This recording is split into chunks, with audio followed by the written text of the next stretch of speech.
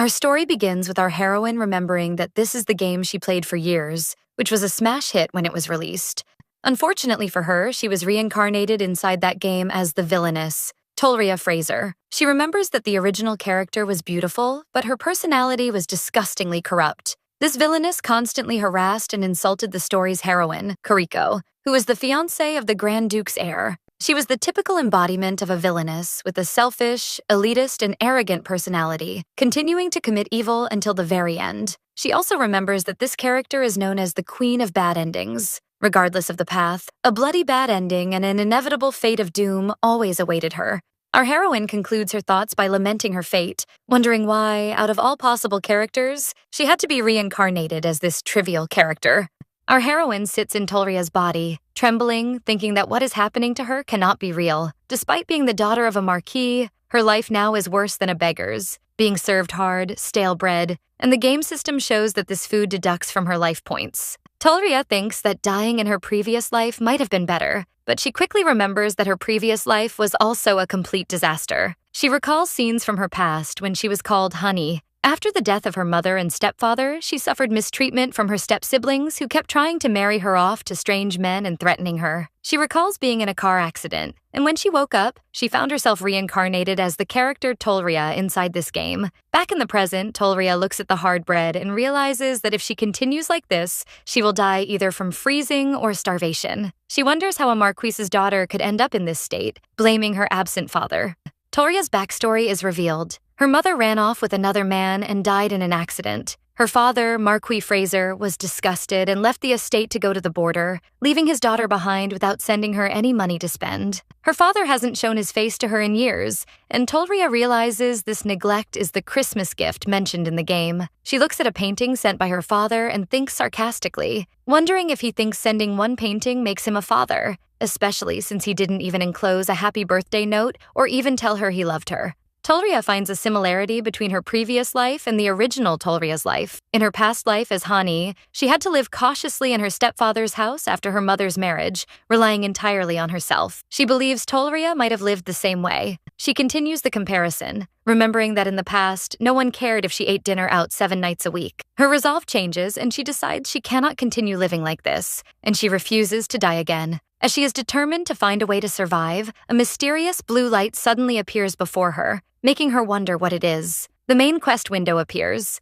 The window identifies her as Tulia Frazier, overall rating, F-. The quest description was insulting, describing her as trash, bankrupt, and hated by everyone, except one person, and that no one loves her. The goal is to reach rank A before the real one appears. Tulria looks in confusion, recognizing the window as the same quest window from the game she used to play. The quest window displays again, confirming the goal and description. Tulria processes the words, wondering if it meant her by trash, and realizes she is now on a real mission. She understands that the quest requires her to raise the character Tulria, meaning improving her stats. She looks at her horrendous stats: personality -10, wealth -9, skill -10, luck 0, giving her an overall rating of F-.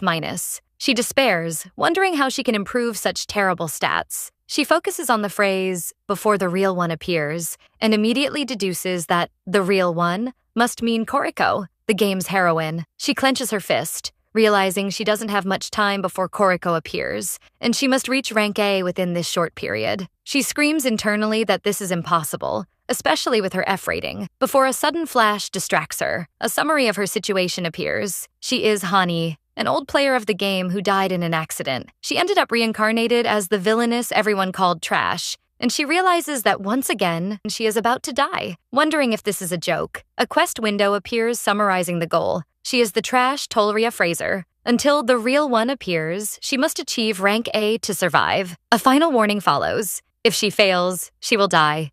Tulria looks at her stats window again and screams that this is impossible, wondering how anyone can survive with such awful stats. She compares her situation to the game's heroine, Kuriko, who starts with at least an average C rating. She remembers that unless the player was aiming for the hidden ending, there was no reason to choose this hellish difficulty. She holds her head in despair, realizing she is starting from F-, and screams internally that the situation is simply asking her to die. She tries to catch her breath, deciding she needs to organize her thoughts. Tulria gathers her thoughts and sets her goal. What she needs to do now is raise all her stats to rank A. Since she doesn't know when the main heroine Koriko will appear, she must reach this rank as quickly as possible. She tries to encourage herself, remembering that she is a strong-willed Korean who managed to take care of herself and get into a good university in her previous life, so she is capable of anything. She decides to start by looking for what she can do, thinking she might need an assistant to support her in her mission. Suddenly, she hears a voice and wonders in confusion who is coming, as no one is supposed to visit her at this time.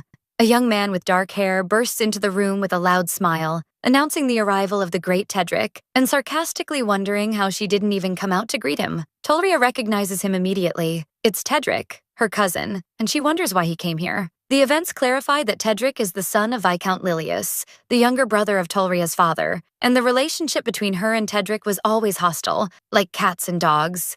Tedric, being from a side branch of the family and not a direct heir, always felt jealous of Tulria, who belonged to the direct lineage, and so he always picked fights with her. In contrast, he was very kind to the heroine Koriko and sided with her. Tulria thinks that since Koriko isn't here now, she doesn't understand why he came to her. Tedric starts commenting in disgust about the foul smell in the place, wondering if this is a place where humans live, claiming the stench is giving him a headache. Tulria glares at him, thinking how much of a bastard he is. He continues his mockery, wondering why she made such a fuss at the banquet, in front of her grandfather, as long as she lives in such misery. He adds with a laugh that it's well known her father abandoned her, so why bother with that fact? And that this is why the grandfather put her under unlimited confinement. He calls her pathetic, angering Tulria, who thinks how dare this scoundrel touch her wound like this. In that moment, Tulria, the reincarnated one, realizes the real reason why the original Tulria turned into a villainess. It was because of people like Tedric. She remembers not noticing this when she played the game from Koriko's perspective, because all the Frazier family members surrounding the heroine, except Tulria, were good people.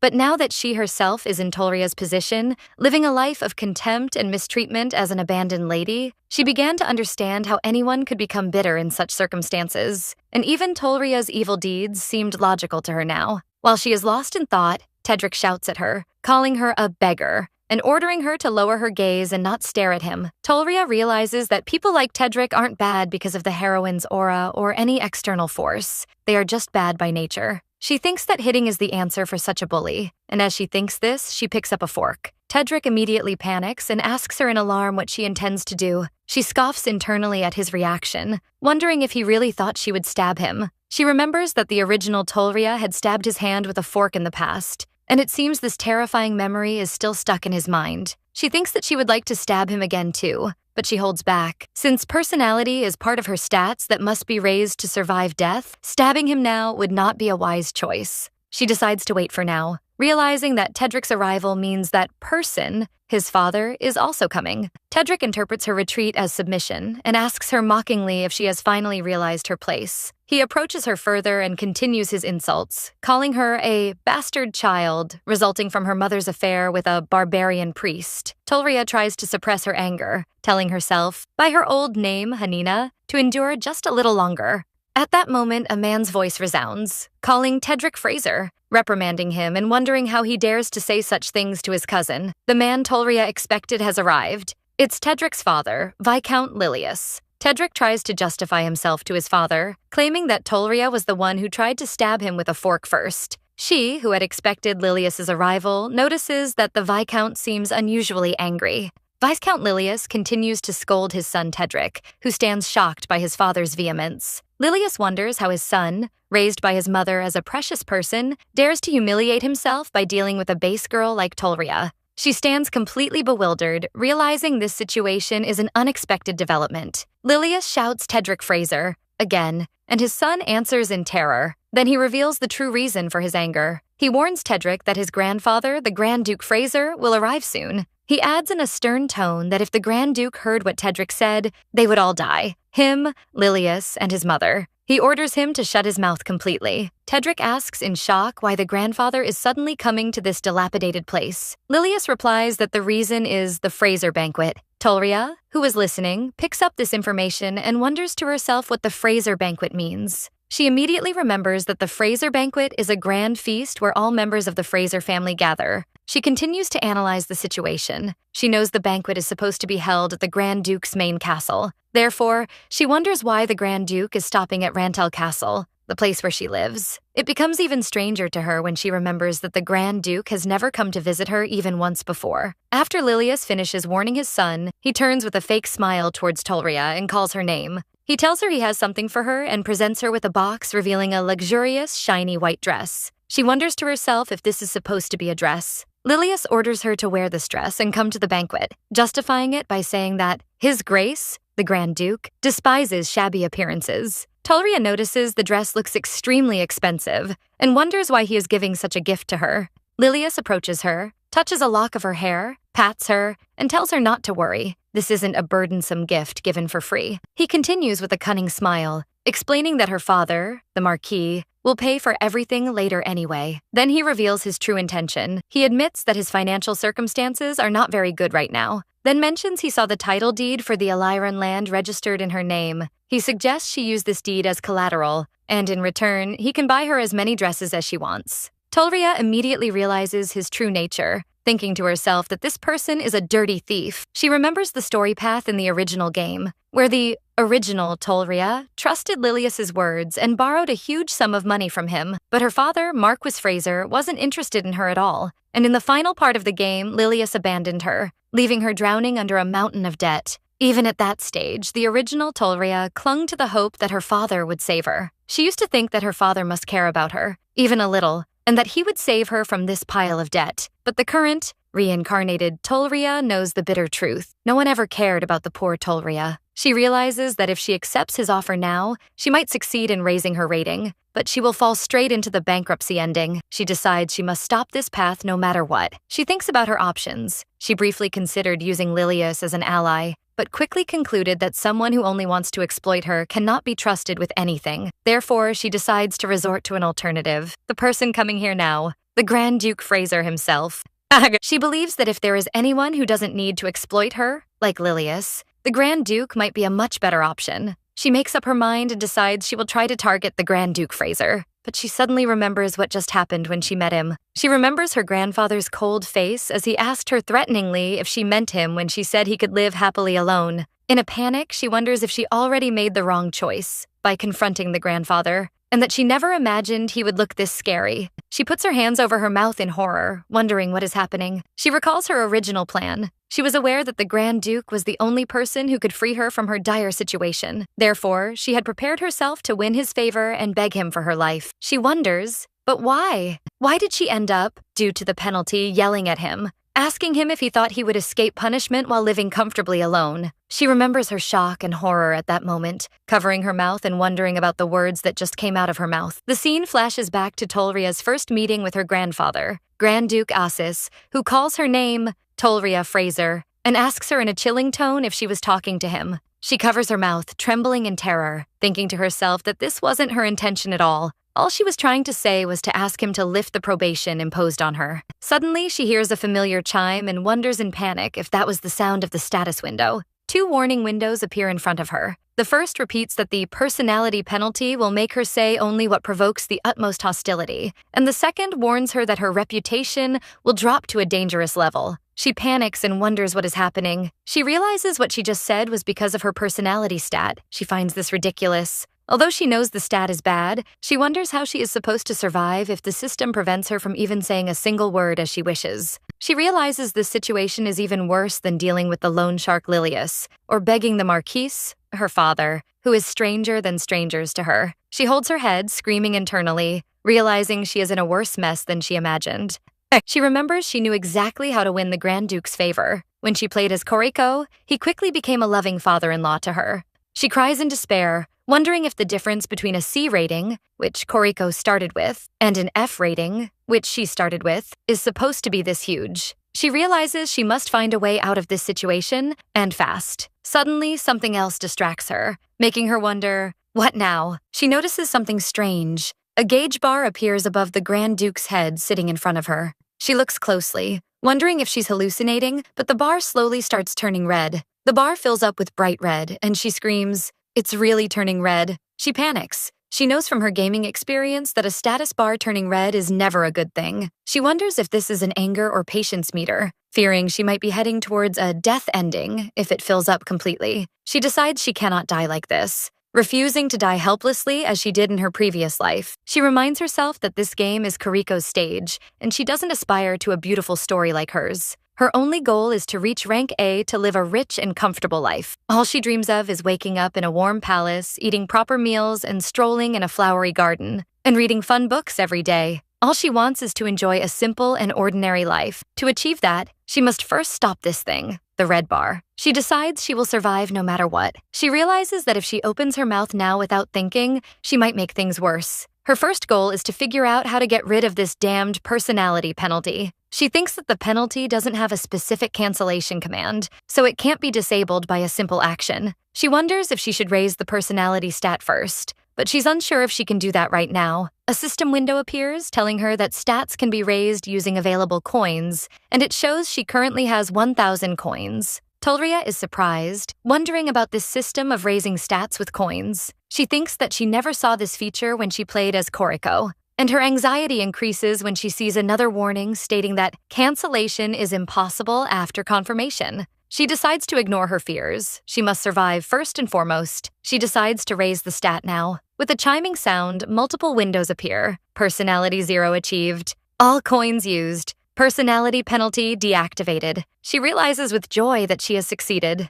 While she is immersed in her joy, the Grand Duke, who is watching her blank out, calls her name, Tulria. Freed from the penalty, she quickly prostrates herself before him and shouts, calling him Grandfather. The Grand Duke looks at her in surprise, as do Lilius and Tedric, who are standing in the background, shocked by her action. She seizes the opportunity and starts speaking, explaining tragically that the budget given to her is so small that all the staff in her castle are starving, and as their lady, she can no longer stand by and watch. She continues speaking while prostrated, adding that she knows he might think the budget is insufficient because she was buying luxuries, but she swears on her name that this is not the case. She continues her plea while prostrated, proposing that she is willing to give up her marriage entirely if he can provide her with her dowry in advance. She explains that she will use this money first to pay off her debts to her uncle Lilius, and then, before she can finish her sentence, Viscount Lilius lunges at her and violently covers her mouth with his hand, yelling her name. He asks her angrily about this insolence she is showing in front of his grace, the Grand Duke. He leans towards her and whispers threateningly, calling her an evil child who dares to spread such unbelievable lies as if they were the truth. Tulria looks at him in shock, barely able to think, wondering what he is doing. Lilius starts dragging her away from the Grand Duke while she resists, shouting that it's not a lie and pleading for his grace to hear her. He turns to apologize to his father, the Grand Duke, saying that Tulria's wild horse-like behavior is nothing new, but he admits he was negligent. She looks in horror at the red gauge bar above her grandfather's head, noticing it's about to fill up completely. Despair washes over her as she thinks about her future collapsing, her dream of reaching rank A and living a comfortable retired life, her small and great dream of never worrying about money again. At that moment, the Grand Duke orders Lilius in a calm but firm voice to let her go. Tulria freezes in place, surprised and wondering if he will listen to her. Lilius also looks confused. The Grand Duke repeats his order in an undeniable tone, ordering him to let her go. She notices with joy that the red gauge bar is starting to fade. She wonders to herself if it worked. Lilius immediately complies, bowing and apologizing to his father. Then the Grand Duke turns to her and tells her to continue what she was saying. She stands stunned, wondering why the Grand Duke is suddenly listening to what she has to say. Her eyes sparkle, realizing that regardless of the reason, this is a chance that will never come again. She quickly composes herself, returns to a prostrating position, and thanks her grandfather. She continues her plea, confirming she will use her dowry to pay the debt to her uncle Lilius, and after that, she will live as if she were dead. She continues her vows that she will not only take care of herself but also the servants of Rantel Castle and maintain her fitness and dignity. Finally, she pleads boldly, asking him if he could show more generosity and lift the indefinite probation he placed on her, concluding her appeal with a cry as she begs her grandfather.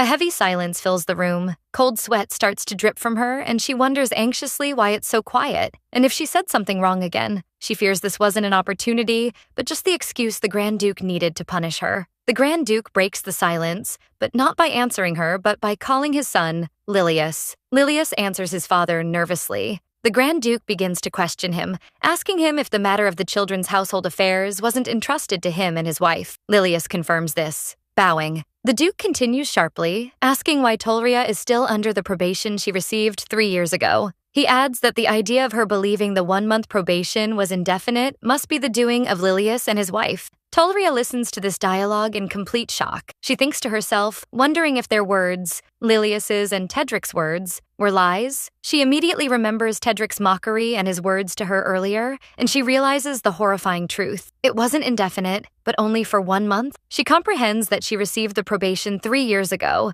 and it has continued all this time illegally. She realizes that this confinement order is what drove the original Tulria, who was already suffering from a harsh environment, to rely pathetically on Lilius. She reaches an unavoidable conclusion. This is all lies from Lilius and his family? Lilius, sweating profusely, tries to squirm out of the situation, claiming there must have been a mistake. But the Grand Duke continues his pressure, asking if it was also a mistake that Tulia Frazier believes a storage room is Rantel Castle. Lilius freezes, unable to answer. The Grand Duke reveals that he remembers clearly that it was Lilius's wife who reported to him that Tulria was still unruly, even after her 1-month probation ended, and that she herself insisted on living in a storage room, crying and making a fuss. She is hit with another shock, thinking, this isn't even Rantel Castle? She realizes that when she heard the Grand Duke was coming, she simply assumed this was her residence. Lilius is forced to laugh nervously, trying to save the situation. He exclaims that there must be a misunderstanding, claiming that he and his wife never told Tulria this place was Rantel Castle,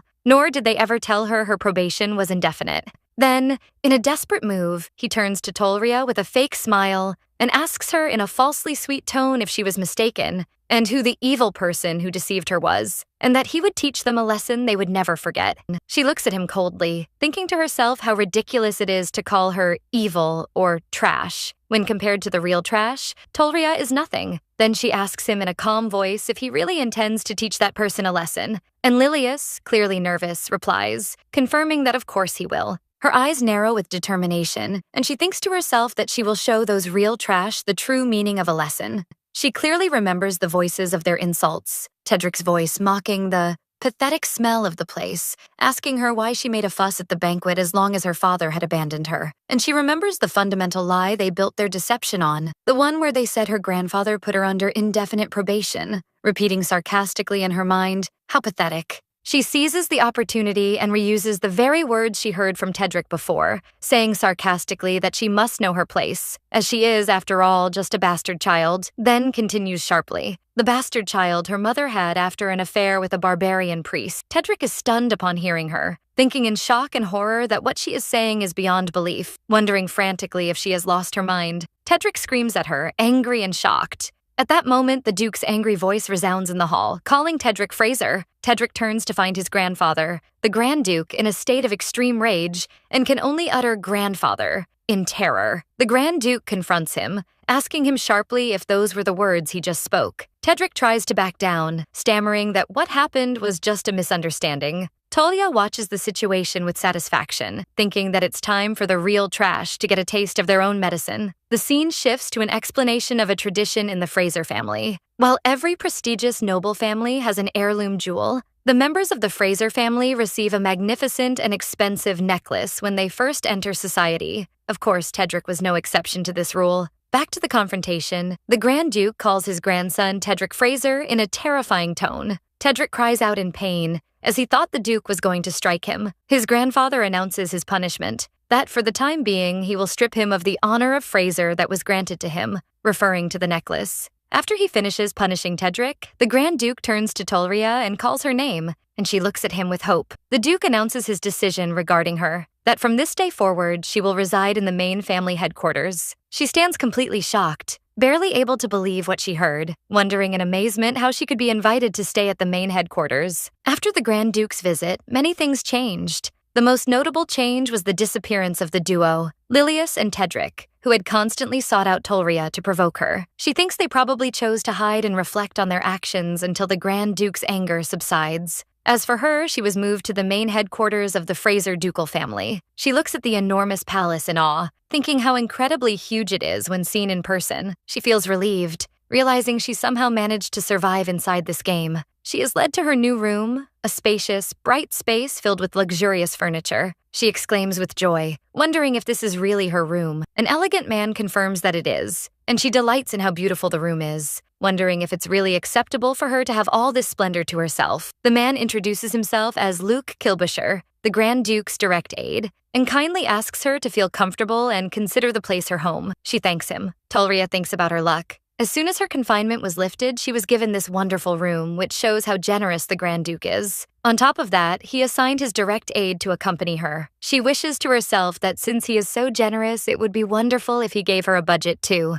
Luke interrupts her thoughts to tell her there is one more thing he must convey to her. He presents her with a letter, explaining that this is something the master of the house is giving her, Miss Tulria. She asks worriedly if this is from the Grand Duke. She immediately feels suspicious, thinking that since her grandfather hasn't completely forgiven her yet, this might be a warning letter ordering her to behave well or something like that. But Luke clarifies that this is her monthly allowance. She asks him in astonishment if this is really her allowance. She opens the letter, looks at the written number, and starts counting the zeros in shock, moving from ones to millions, until she reaches an unbelievable number, 1 billion. She looks at Luke in disbelief and asks him if this is really her allowance. He calmly confirms it with a nod. Luke Kilbusher finishes his duties, wishing Lady Tulria a good rest before taking his leave. She is left alone, staring in a daze at the paper confirming the number. She keeps thinking that they really wrote 1 billion. She realizes she has become rich. Suddenly, a ringing sound from the system is heard,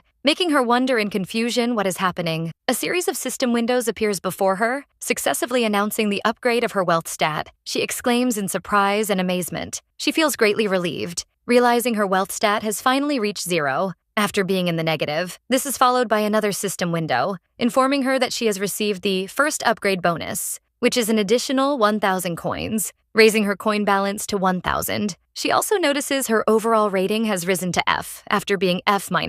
The system window continues to confirm her receipt of the 1,000 coins and her rating reaching F. She feels overjoyed, surprised by receiving a bonus of 1,000 coins. She starts thinking about how to use this bonus. She wonders if she should boost her weaker stats, like skill or luck, or if she should simply accumulate more financial power. She also considers another option, investing everything in beauty, especially since it's already her highest base stat. She looks at herself in the mirror and backs off from the idea, thinking her current state isn't that bad. She concludes that raising the beauty stat to A level probably wouldn't offer her much additional benefit anyway. She tries to style her hair, thinking that just a simple touch would make her beauty stand out more, but she tries to comb it somehow, and notices the result looks wrong and strange. Suddenly, her hair turns into a wild, messy mass, as if a disaster struck it. She screams internally in panic, wondering why combing resulted in this catastrophe. She looks at her stats window, which shows her skill stat is -10, and realizes the truth. She finds it unbelievable,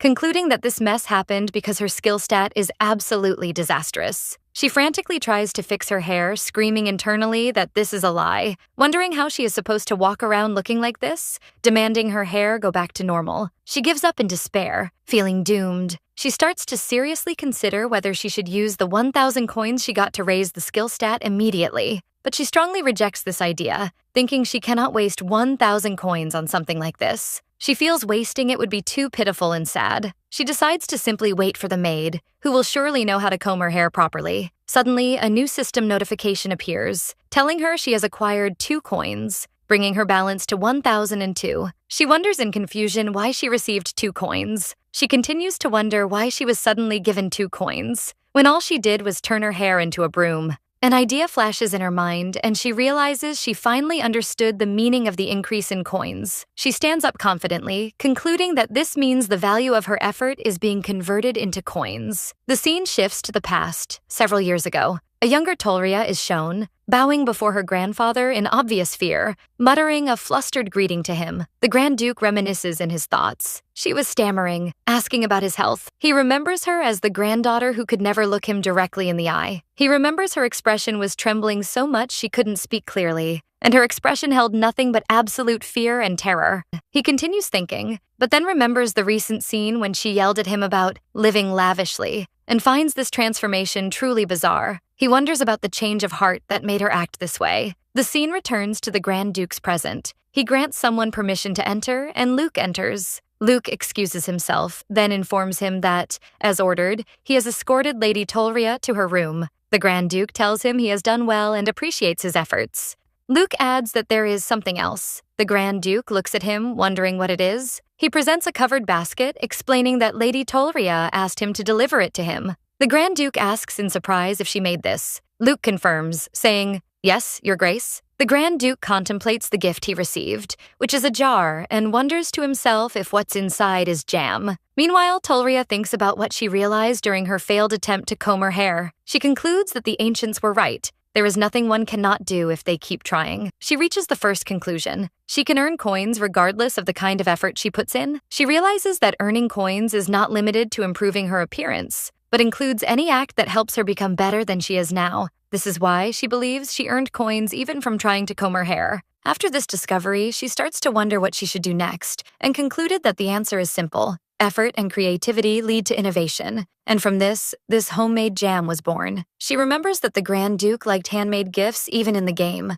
Therefore, she devises a plan. If she keeps gifting him handmade jam, even if it's poorly made, maybe one day she can win his favor. She laughs sardonically, realizing that due to the skill penalty, low rating, both her hair and the jam she makes are disasters. But she consoles herself that it's just jam, and the Grand Duke won't actually eat it anyway. She realizes there's a limit to what she can earn this way. She feels frustrated that this is the time she needs help, but she doesn't even have a personal maid. She deduces this is most likely because of Baron Lilius, who manages all the family's affairs. She devises a plan to use this situation to her advantage. She realizes the servants will definitely talk about her state. Since Lilius cares about the family's reputation, he will eventually be forced to send her a maid, thus achieving two goals at once. She is shown presenting the jam basket to Luke with a wide smile, telling him cheerfully that she is counting on him again today. Luke asks her gently if she made the homemade jam again today. She confirms enthusiastically, adding that she doubts her grandfather will eat it anyway.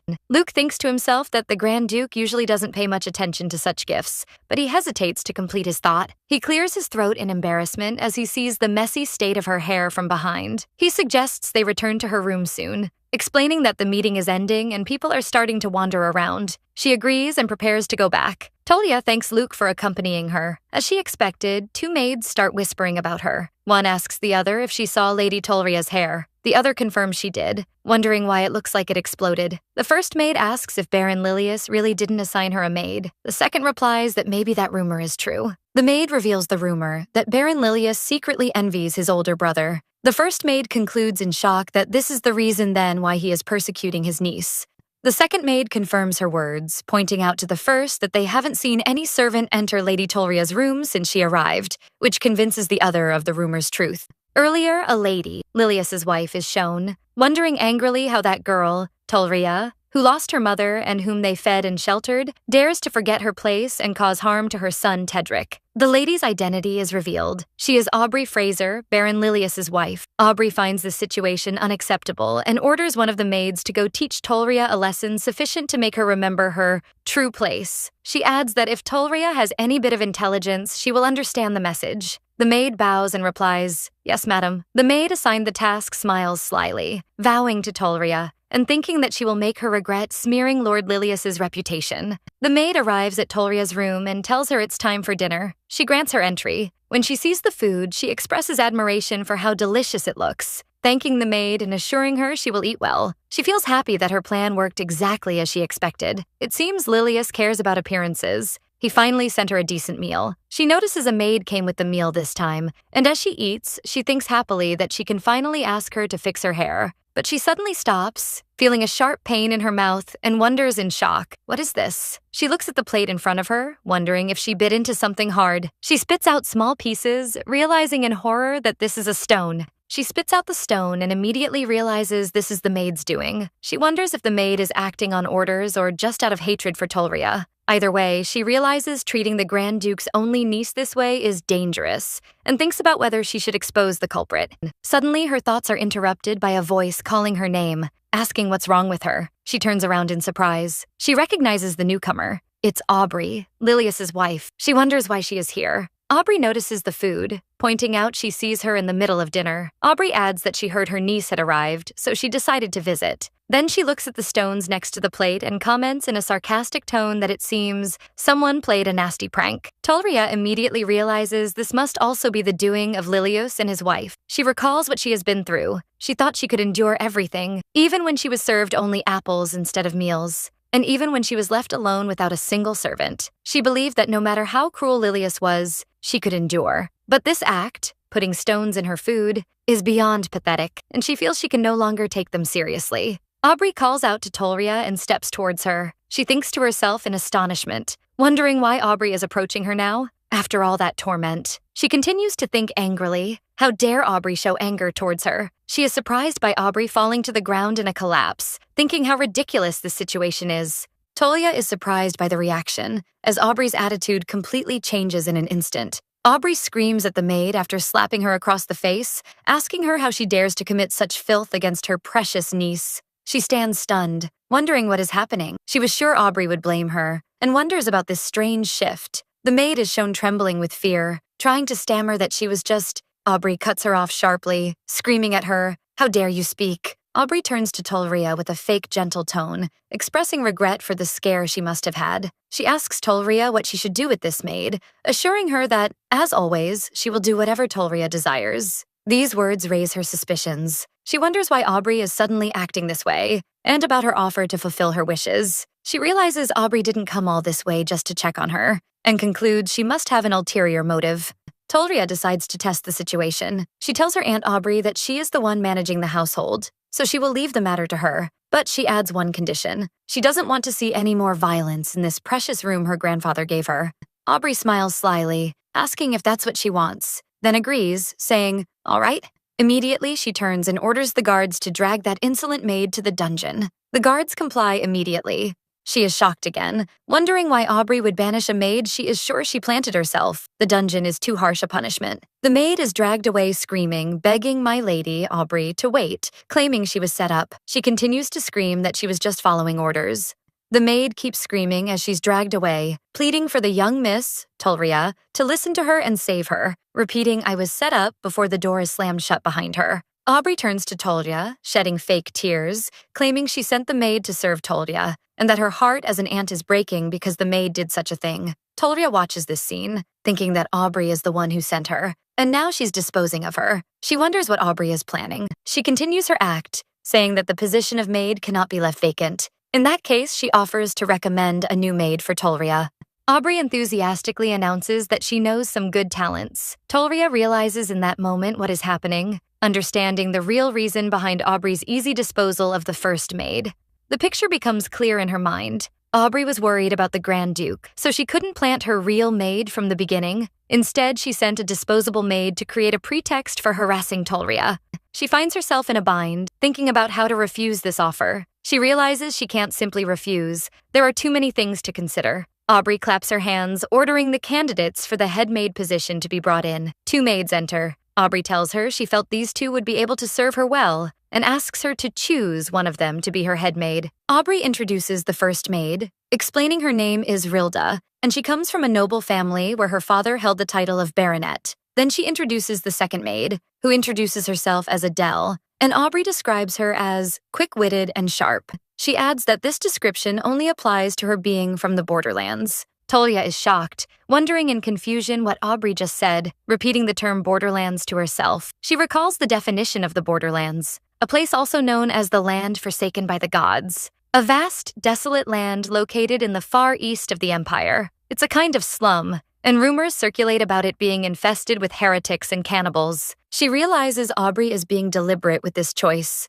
In the refined high society where a maid's origin is important, bringing someone from the borderlands is a very obvious act intended to prevent her from being chosen. It was clear that Rilda was the one Aubrey wanted her to choose. She thinks that her former self, the original Tulria, would have chosen Rilda without hesitation. She hesitates, realizing that if she chooses Adele, her reputation might be affected due to her maid's reputation, which could negatively impact her stats. She is confused about the best thing to do in this situation. Suddenly, a new system window she had never seen before appears, offering a view profile option. She realizes that if she checks both their profiles, she will definitely know who to choose. She decides to start with Adele's profile. The profile shows Adele is 40 years old, from the borderlands, started serving in the Frazier ducal house at the age of 20, and showed outstanding work performance. She sees this isn't much different from the explanation Aubrey gave, but she notices a button dedicated to secrets. She hesitates for a moment, wondering if pressing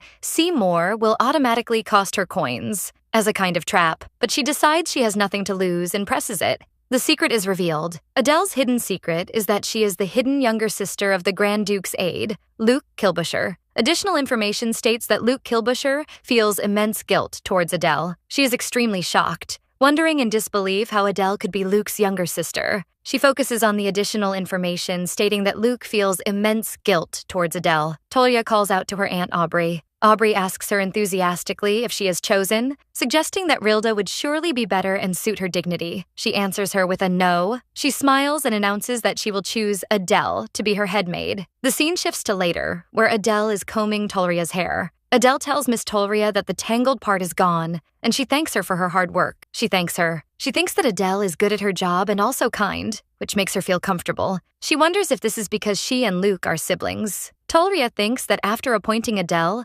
Aubrey and all the other maids were stunned and couldn't say anything. She concludes they were probably shocked at her choosing a maid from the borderlands. But for her, as soon as she saw Adele's profile settings, her origin no longer mattered. She wonders how she could not choose Luke Kilbusher's hidden sister. This information would surely be useful to her. She wonders about the nature of this guilt that Luke feels towards his sister. She feels overjoyed that her hair is back to normal, thinking she can finally walk around with decent hair and that she is back to her old self and even looks better than before. She sighs, wishing things would stay calm like this. She thinks that she can't believe how the wealth stat problem, which seemed like the biggest obstacle, was resolved so easily. She considers it lucky that the Lilius couple was this stupid. She decides she will raise the rest of her stats one by one, realizing the only thing left is her bad reputation. She realizes that no matter how hard she tries to raise her stats, she won't be able to get an A rating if everyone hates her. To raise her reputation, she has to enter the main episode and solve incidents, just like Kariko did. This inevitably means she will have to meet the male leads in the story. She thinks she must at least leave an impression on them, even if she doesn't aim to raise their affection level for her. And to be able to meet them, she needs to be able to move freely, which requires her to obtain the direct lineage necklace. She realizes her debutante ball is still too far away, so she has to find another way. She wonders if she should try to raise the Grand Duke's affection level, then ask him for the necklace. She remembers that in Koriko's time, the higher his affection level, the easier it was to ask him for favors. She looks for a quick way to raise his affection level. One option is to present large quantities of handmade jam, but there's a limit to what she can make in one day. Besides, Adele won't stand by and watch her exhaust herself making jam, and will ask her to rest. Tulria thinks that if she gives the Duke jam made by Adele, the gift will lose its handmade meaning. The Grand Duke will notice she didn't make it herself, and thus his affection level won't rise. And he might even think, this is definitely not Tulria's making. Tulria continues to think, wondering how to raise the Grand Duke's affection level. She wonders if she should try to exploit an upcoming event to her advantage. She remembers that the closest event is the meeting regarding the status planes. Events clarify that the status planes was land that players had to acquire to see the ending in the game. It was also the place where Lilius and the third son, Fraser Nigella, pushed hard to establish a horse ranch project. Of course, she remembered that the game's story made it clear that the horse ranch project had failed miserably. This gives her an idea, and she wonders what would happen if she voted against the project in the meeting.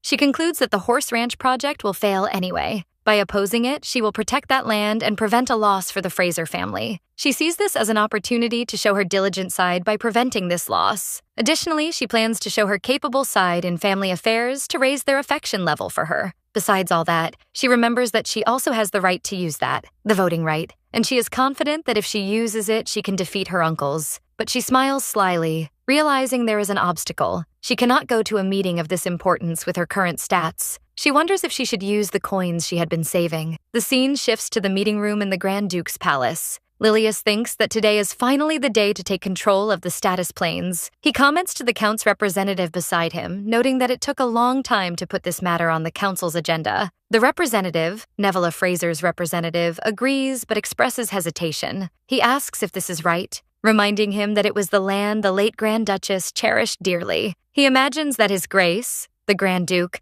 might have considered canceling the vote because of that. He laughs sarcastically, telling the representative he doesn't know his father well. He explains that his father and mother were practically mortal enemies, famous for their hostility. He asks sarcastically if the representative really thinks his father would care what happens to the land his mother loved. He continues that all that matters is expanding their business and winning the Empress's favor.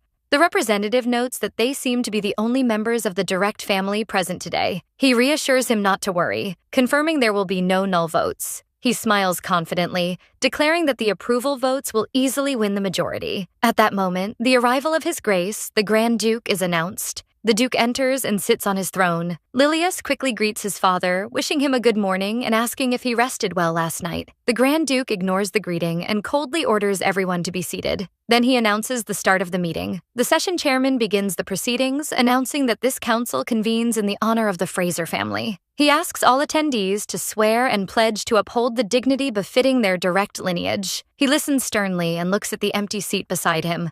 A quick memory of his late wife calling his name, Asis, flashes through his mind. He frowns and clenches his hand tightly, affected by the memory. The chairman continues, announcing they will now move to the emergency voting session. He clarifies that the attendees are two representatives, Lilius Frazier and the proxy for Nigella Frazier. Suddenly, a voice interrupts the proceedings, asking them to wait a moment. Lilius and the Grand Duke turn in surprise. The voice apologizes for the delay. Tulia Frazier enters the hall, announcing her attendance at the Direct Lineage Council meeting. She apologizes, explaining that this is her first time looking for the council hall, and so she lost her way. The chairman welcomes her, confirming it's all right, and that any direct descendant of the Frazier family has the right to attend this meeting. She thanks him. Lilius looks at her with intense anger, thinking to himself, wondering what that troublemaker is doing here suddenly, and what she is planning now. Nevila's representative whispers to Baron Lilius, telling him to calm down. The representative reassures him that even if that child votes against them, it won't change anything. He confirms that the approval votes will form a majority anyway,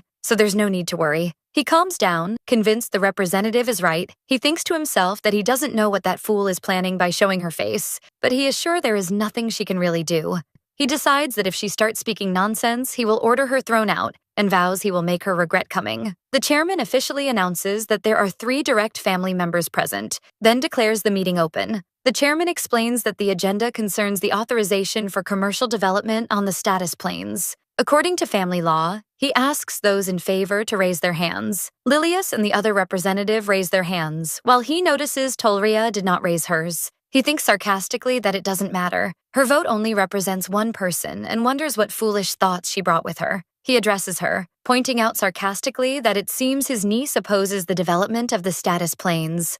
She smiles and confirms, of course, and that she naturally opposes it. He comments coolly that her answer is bold, while the Grand Duke remains silent. He adds mockingly, asking if she even knows where the status planes are located, adding that he is curious to hear her reason. She replies with a calm smile, explaining that the chairman already explained the location before the meeting started, and her uncle must not have been listening. He is shocked by her sharp retort and is left speechless. She continues with a smile, confirming he asked for her reason for opposing, didn't he? She begins to present her argument, explaining that the status planes are damp and soft, making them unsuitable for raising horses. She adds that despite its central location and ease of connection to the capital, its area is too vast, meaning profits from development would be minuscule compared to the investment size. Then she asks them with a sly smile if they considered the cost of entertaining the nobles who would visit the site. She rejoices internally, considering this a smashing success, and thinks her decision to raise her stats last night was genius. A flashback to last night appears, where she used her coins and the system announced +1 skill achieved and skill penalty removed, leaving her with 993 coins. She noted that raising the skill didn't cost as many coins as she thought. She felt satisfied, thinking that after raising her stats, she wouldn't make the same verbal mistakes as before. A new system window appeared, announcing the opening of the skill stat store, allowing her to buy skill-related titles. She was surprised by this new system, noting it wasn't in the original game, and wondered if this was an exclusive feature for Tulria. She opened the store and saw many available options, like Master of Words, Homemade Jam Expert, and Walking Encyclopedia. She realized she could buy and use these titles from now on. She found what suited her perfectly and decided to buy 2 skills in preparation for tomorrow's meeting. The skills she chose were Master of Words and Walking Encyclopedia. She considered the encyclopedia skill would be very useful for someone like her who doesn't know this world well. The skills cost her 200 coins, but she didn't regret it. The skill descriptions explained that Master of Words adds 10% persuasive power to speech and reduces the chance of saying something wrong, and Walking Encyclopedia grants general knowledge in all fields. Back at the meeting, Lilia slams the table angrily, yelling at Tulria, asking what she could possibly know. He continues shouting that the land was personally inspected by Her Majesty the Empress and that she agreed to provide horses for the project. He accuses her of daring to challenge Her Majesty personally. She replies calmly and confidently, using her new skill, asking her uncle if the authority over the entire equestrian project doesn't belong to His Majesty the Emperor alone. He stammers in shock, thinking to himself how she could possibly know something like that. She smiles, calls his name, and advises him not to be so obsessed with the imperial family that he abandons the Frazier family's pride. He flies into a rage, calling her insolent and wondering how she dares to speak to her uncle this way. She ignores Lilius and addresses her grandfather directly. She tells him this plan will only bring shame upon the family's honor, and declares her opposition to proceeding with the commercial use of the plains at this time. Lilius intervenes in a panic, begging his father not to pay attention to that child's words. He insists they already have 2 supporting votes, which is the majority, and that the opinion of an ignorant little girl means nothing. She interrupts him calmly, telling him he is mistaken. She explains that according to family law, they are allowed to vote by proxy on behalf of direct family members during council meetings. She adds sarcastically that this matter probably doesn't concern him, as his son Tedric is still under disciplinary suspension. Then, Tulia Frazier delivers her finishing blow, announcing that she, on behalf of her father and her twin brothers, members of the Marquis family, casts a total of 4 votes, all opposing the proposal. She concludes her presentation by asking if anyone has any objections. The chairman announces he will declare the results immediately. The chairman announces that the result of the meeting regarding the authorization for commercial use of the status planes is a total of 2 votes in favor and a total of 4 votes against. Accordingly, the meeting concludes with the rejection of the use of the planes. The meeting concludes. Lilius feels overwhelming anger, telling them this is ridiculous. He continues to shout that this can't be happening, and that her suddenly appearing at the meeting and using this trick is absurd. The Grand Duke calls his son Lilius. He asks him coldly if he just described the family law as a trick. He immediately backtracks, stammering that he didn't mean that. He is forced to apologize. She feels successful, thinking that it was definitely worth getting the skill title. She thinks the important thing now is whether this act raised the Grand Duke's affection level for her. She tries to read her grandfather's expressions but can't, so she doesn't know what he is thinking. She notices the affection level window appears and disappears on its own, wondering if she should buy a feature with coins later to be able to see it. The Grand Duke calls her. She stands up and answers, asking him what he wants. He orders her to follow him, then stands up and leaves the hall. She follows him, wondering what he has to say that requires changing locations. The Grand Duke enters an incredibly luxurious room. She is astonished by the opulence of the place and wonders about the nature of this room. She thinks that she doesn't believe even Koriko has seen this room before, despite her wandering into almost every room in the palace. She notices the room doesn't look used, with almost no trace of use in it. She wonders why the Duke brought her to a place like this. She gathers her courage and asks her grandfather why they are here. The Grand Duke addresses her, pointing out that she hasn't attended a single meeting all this time, and yet he wondered how she knew she could use the proxy vote. She hesitates slightly, thinking to herself if he suspects her because this behavior is unlike the original Tulria.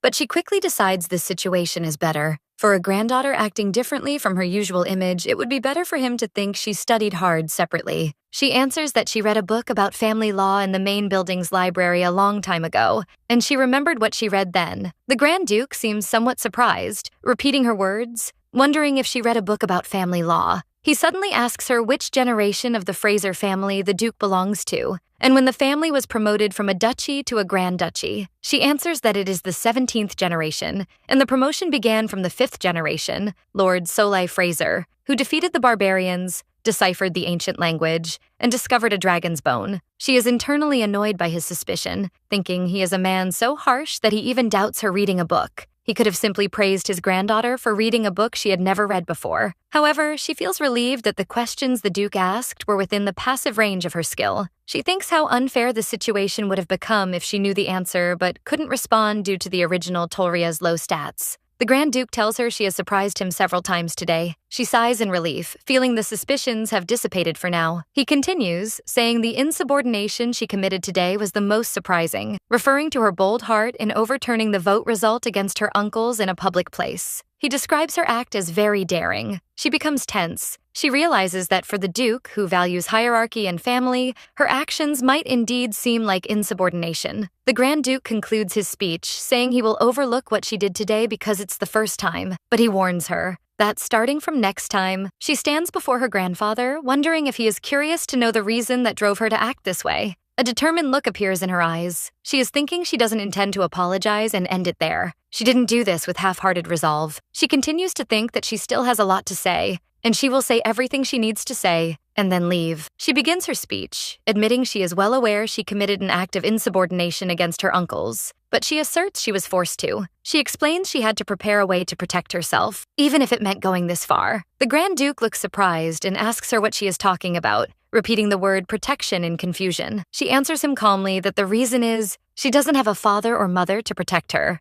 The Grand Duke seems deeply affected to hear these words. She continues to explain her situation. She reminds him that, as he knows, she was deceived by her uncle Lilius before and did not receive proper protection. To avoid this from happening again, she needs her own strength, but she points out she hasn't come of age yet, and therefore doesn't have the right to act freely. She explains that her twin brothers have already established their positions and received the direct lineage necklace, enabling them to fully protect themselves. As for her, she is still far from her official debutante ball. She reveals her true motive. She did it hoping that if she prevented a loss for the duchy and earned her grandfather's recognition, he might grant her a chance to obtain the direct lineage necklace. The Grand Duke answers calmly that he understands. She is shocked by his response. The Duke corrects himself, asking her not to make him repeat the words he said earlier. He clarifies that although she did something beneficial for the family, she created a rift in the bond between family members. He adds sternly that regarding the direct lineage necklace, granting it to her now is against family law and cannot be done. Then he declares the conversation is over. He orders her to leave the room immediately. She turns to leave, thinking it seems difficult to persuade him further,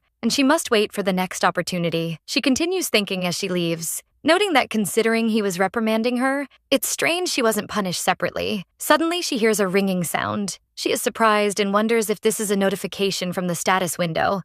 The system window appears, announcing that the Duke's affection level is rising significantly, jumping from 30% to 50%. She is extremely shocked, wondering in disbelief what the system said, repeating in disbelief that the affection level reached 50% and that this rise is happening at this very moment. Another system window appears, explaining that achieving 50% affection level with Aces Frazier grants a special benefit, a video titled The Lost Ring. She thinks excitedly that even if she doesn't know what this is, it must be something useful. The video begins to play. She wonders in confusion what is happening, realizing what she is seeing is Duke Aces when he was young. The video confirms the scene is from decades ago, showing Aces Frazier at the age of 19. The entrance of the bride, Lycian Marbian, from the royal family of the Summer Continent is announced. The narration explains that the Duke and Duchess, who met through a forced political marriage, were famous for their bad relationship even before the marriage, and it was said they were seeking to destroy each other. However, the narration reveals this was just a false rumor spread among the commoners. The truth is, there was a hidden story, completely different from those rumors. Lycian Marbian was the princess of the Summer Continent. Before becoming the Grand Duchess, Lycian was a princess possessing the qualities of a wise and noble ruler. She cared for her people more than anyone else, and her multiple talents led her to dream of one day becoming the queen of her nation. People adored her for her wisdom and kindness, and it seemed natural she would become the queen of the Summer Continent. But dreams rarely match reality. Many ignored the young princess or tried to suppress her because royal women were just tools to secure alliances between nations. And Lycian was no exception to this rule. The video continues to reveal the past of the late Grand Duchess, Lycian. It shows she refused and resisted this fate, political marriage, repeatedly, and even fought desperately to change her destiny, even if it meant preparing for a civil war. But in the end, Lycian lost the battle for the throne. It becomes clear that the reason Aces Frazier, the young duke, married her was purely for her royal status. Aces contacted her only to ensure a stable succession for the title. Of course, from Lycian's perspective, this offer was far from welcome. The narration wonders how someone can be happy walking a path so far from their dream. Despite her strong refusal, the political marriage was forced upon her, and thus she became Lycian Frazier, with the narration again wondering how an unwanted marriage could bring happiness. Lycian, who was once a lady of action, turned into a caged bird. She succumbed to helplessness and soon stopped eating and isolated herself from the world after the wedding. One of the maids appears in the video, begging her mistress Lycian to eat something, warning her she will get really sick if she continues like this. Lycian looks out the window and asks about that plane she sees outside. The maid answers, explaining that what she sees from the window is called the status plains. Lycian repeats the name, noting this place looks similar to her homeland, and that it's a landscape she feels a strange familiarity with. Lycian comments that they are beautiful, just as she heard.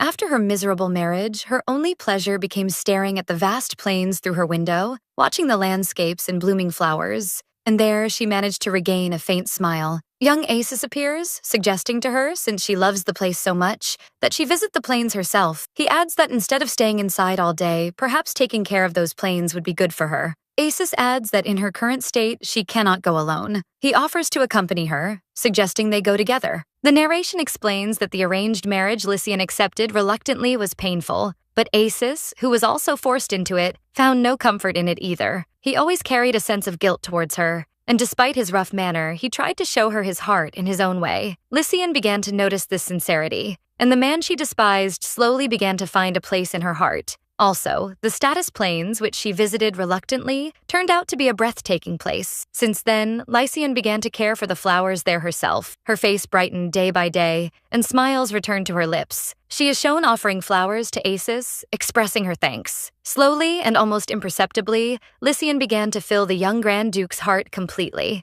Acis previously thought he would never get close to her emotionally, but as time passed, small hopes began to bloom within him. Perhaps he began to wish they could become a real family for each other. However, their relationship did not flourish significantly. Unlike the rumors spread among the people, there were no major disagreements between them. But the Grand Duke was always rough and reserved, and Lycian, with her caution, could never get completely close to him. Thus, they both kept their feelings hidden in silence. Time passed, and the couple had 4 children. With the birth of each child, the distance between them seemed to shrink. But tragedies always strike without warning. One day, their eldest daughter, Hyacinthia, died suddenly. The loss devastated the Grand Duchess, Lycian, and she soon followed her daughter in death. Their love ended, and nothing remained of it but the memory in each other's heart. The video continues to reveal the truth. The Grand Duke still grieves for his wife Lycian to this day. Her grave was placed in a spot clearly overlooking the status plains, and he would visit that hill whenever he missed her to gaze at the plains. For him, the status plains were the true embodiment of his beloved wife. The video ends, and she is shocked. She thinks that she can't believe it, wondering how the Duke and Duchess loved each other. She realizes this is nothing like the game's story or what everyone knows. She remembers finishing this game,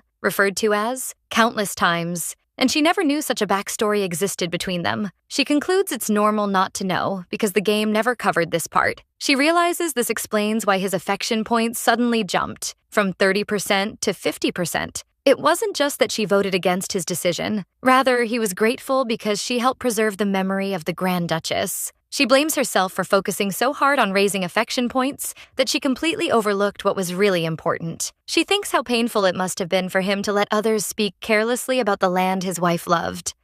She looks at her grandfather standing by the window and apologizes to him sincerely. The Duke turns in surprise, asking her why she is still here, reminding her he ordered her to leave. He repeats sternly that nothing will change his mind and asks her to return. She decides to speak, telling him she just remembered something, which is that grandmother, Lycian, cherished this land dearly. The Duke looks shocked and asks her what she said. She continues her apology, saying she is sorry for looking at the value of the plains as just a business opportunity for personal gain. She admits she cannot ask for forgiveness from her grandmother herself, but she will participate in protecting that land with him, in her memory. And she adds with determination that in the end, she is also her family. The Duke looks deeply moved, and she adds that she hopes the Duke will continue to watch over those plains as he always has. He thinks to himself, wishing the land his wife loved so much would remain forever unchanged with their memories. He stands silently for moments, touching the window glass. She bows, asking him to forgive her for speaking without permission. She apologizes sincerely again and announces she will leave. He stops her suddenly, asking if she wants to receive the direct heir's necklace. She is surprised and stops. She turns, stammering, saying she didn't mean it that way. He reminds her she said herself she acted, in the meeting, to get the necklace. Then he tells her he will give her a chance to earn one. She looks at him, stunned. He tells her not to argue, If she fails, she will get it at her debutante ball as usual, and asks her to remember this. Then he tells her the Academian will be held soon and asks if she knows what it is. Her eyes widen. She knows the name, the Special Trial Academian. The narration explains this is a special right the head of the family can use only once every 10 years. Usually, direct heirs receive their qualifications at the appropriate age. But the Academian allows a person to obtain this status at an early age. It was a tradition started by their ancestors to allow talented heirs to experience the world early. She realizes what this means. If she passes this test, she can get the direct heir's necklace. She smiles, thinking she didn't apologize for this reason, but she shouldn't refuse an opportunity when it's offered. She answers her grandfather that she will keep that in mind. She stands with determination, vowing she will pass this test, no matter what it takes. After the meeting ends, Baron Lilius slams the table angrily, saying what happened is unbelievable. He is in shock at the idea of Tulria getting the direct lineage necklace, considering this matter contradicts family laws. Grand Duke Assis confronts him, denouncing his outrageous behavior and reminding him she hasn't taken the test yet. He affirms sternly that this procedure, the Academian, is entirely in accordance with family laws. He explains that the Academian was established specifically for talented young members of the direct lineage. Then he reprimands Lilius severely, wondering how he dares to question the qualifications based on laws set by previous family heads. He continues his speech, praising Tulria's actions up to this point, describing them as remarkable. He declares confidently that she is more than qualified to take the Academian. Lilius tries to protest, asking his father mockingly if he has forgotten what that brat, Tulria, did to Tedric. He retorts coolly, reminding him that Tedric started the trouble in the first place. He adds sharply, wondering if Lilius is definitely trying to bring up a matter that has been settled and finished.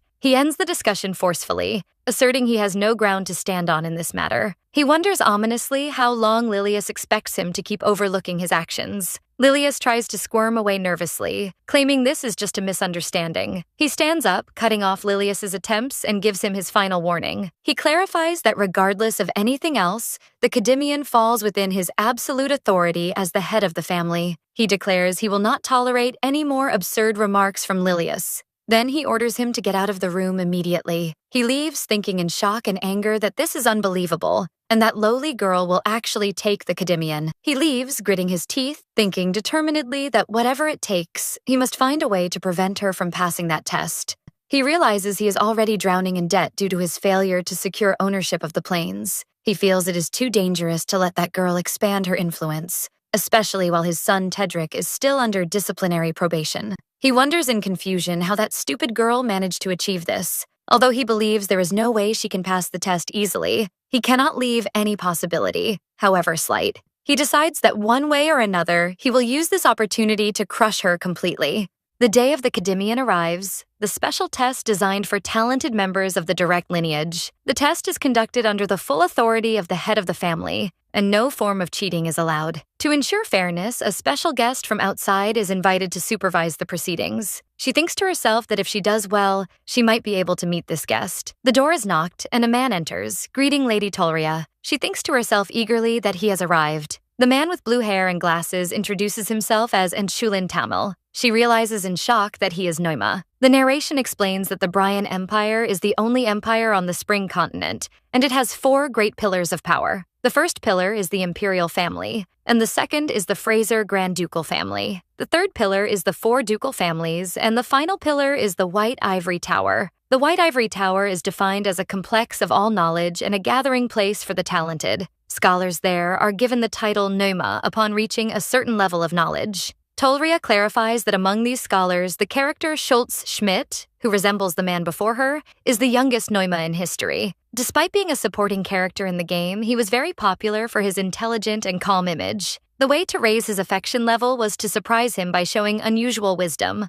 More importantly, he is a key character necessary to meet the Crown Prince, one of the main male leads in the game. Tullia thinks to herself that she had a feeling this might happen, but she didn't expect to actually meet him this way. She happily thinks her luck is truly amazing, wondering if it's because she used 1 coin to increase her luck stat. She makes up her mind, deciding that as long as it has come to this, she will use the God of Exams skill title she prepared. The system announces the God of Exams skill title is now active. She stands confidently, planning to pass the test and win Schultz Schmidt's favor by showing her intelligence, thus hitting 2 birds with 1 stone. The scene shows the test results, with the examiners announcing her amazing scores. A perfect score in arithmetic and a perfect score in rhetoric. Schultz looks at her papers, commenting, "This is truly amazing," and tells the Duke she certainly didn't take the academian in vain. The Grand Duke asks calmly if that is so. Schultz replies he didn't believe it himself, so he checked several times, but the result remained the same each time. He adds he would really like to know who the teacher who taught the young miss with such superior skill is. The Grand Duke answers quietly. He's afraid Tulria doesn't have any private tutor. Obvious confusion appears on him, and he asks in bewilderment how that can be. Schultz-Schmidt continues speaking with the Grand Duke, expressing his astonishment. He tells him that in all his time as a Neuma at the White Ivory Tower,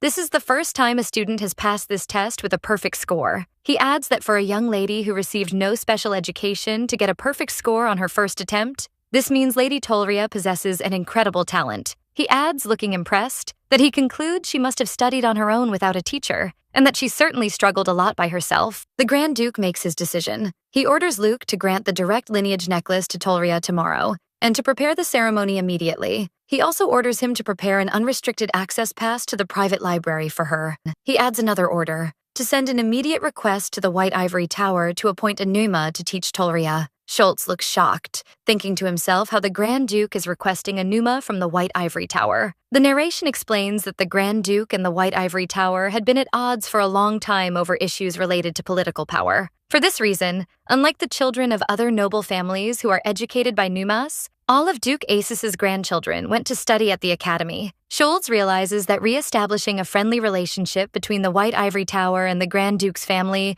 doesn't just mean an educational exchange. It also indicates a major shift in the balance of power within the empire. He thinks this will cause a huge stir throughout the nation. Meanwhile, Tulria thinks joyfully about her success. She remembers passing the test with a perfect score with complete ease, just as she planned. She feels satisfied because the skill title she bought before the test was very effective. A flashback of the title's system window appears, God of Exams, which grants a perfect score on one test, costing 500 coins. She remembers her remaining balance became 293 coins. She thinks she hesitated a little to buy it because it was more expensive than other titles. But thanks to it, she managed to win Schultz's favor and get the direct lineage necklace, so it was worth the price. She thinks the necklace ceremony will take place tomorrow evening. She feels relieved it was a long and difficult road, but she will finally get it. She realizes she will be busier after getting the necklace. She plans so that her priority will be meeting the male leads in the story, as she will have more freedom of movement. She realizes her rank rises more effectively by meeting them. She thinks the best option is to go to the Imperial Palace with Schultz first. This is to meet the first male lead, Crown Prince Ferdinand.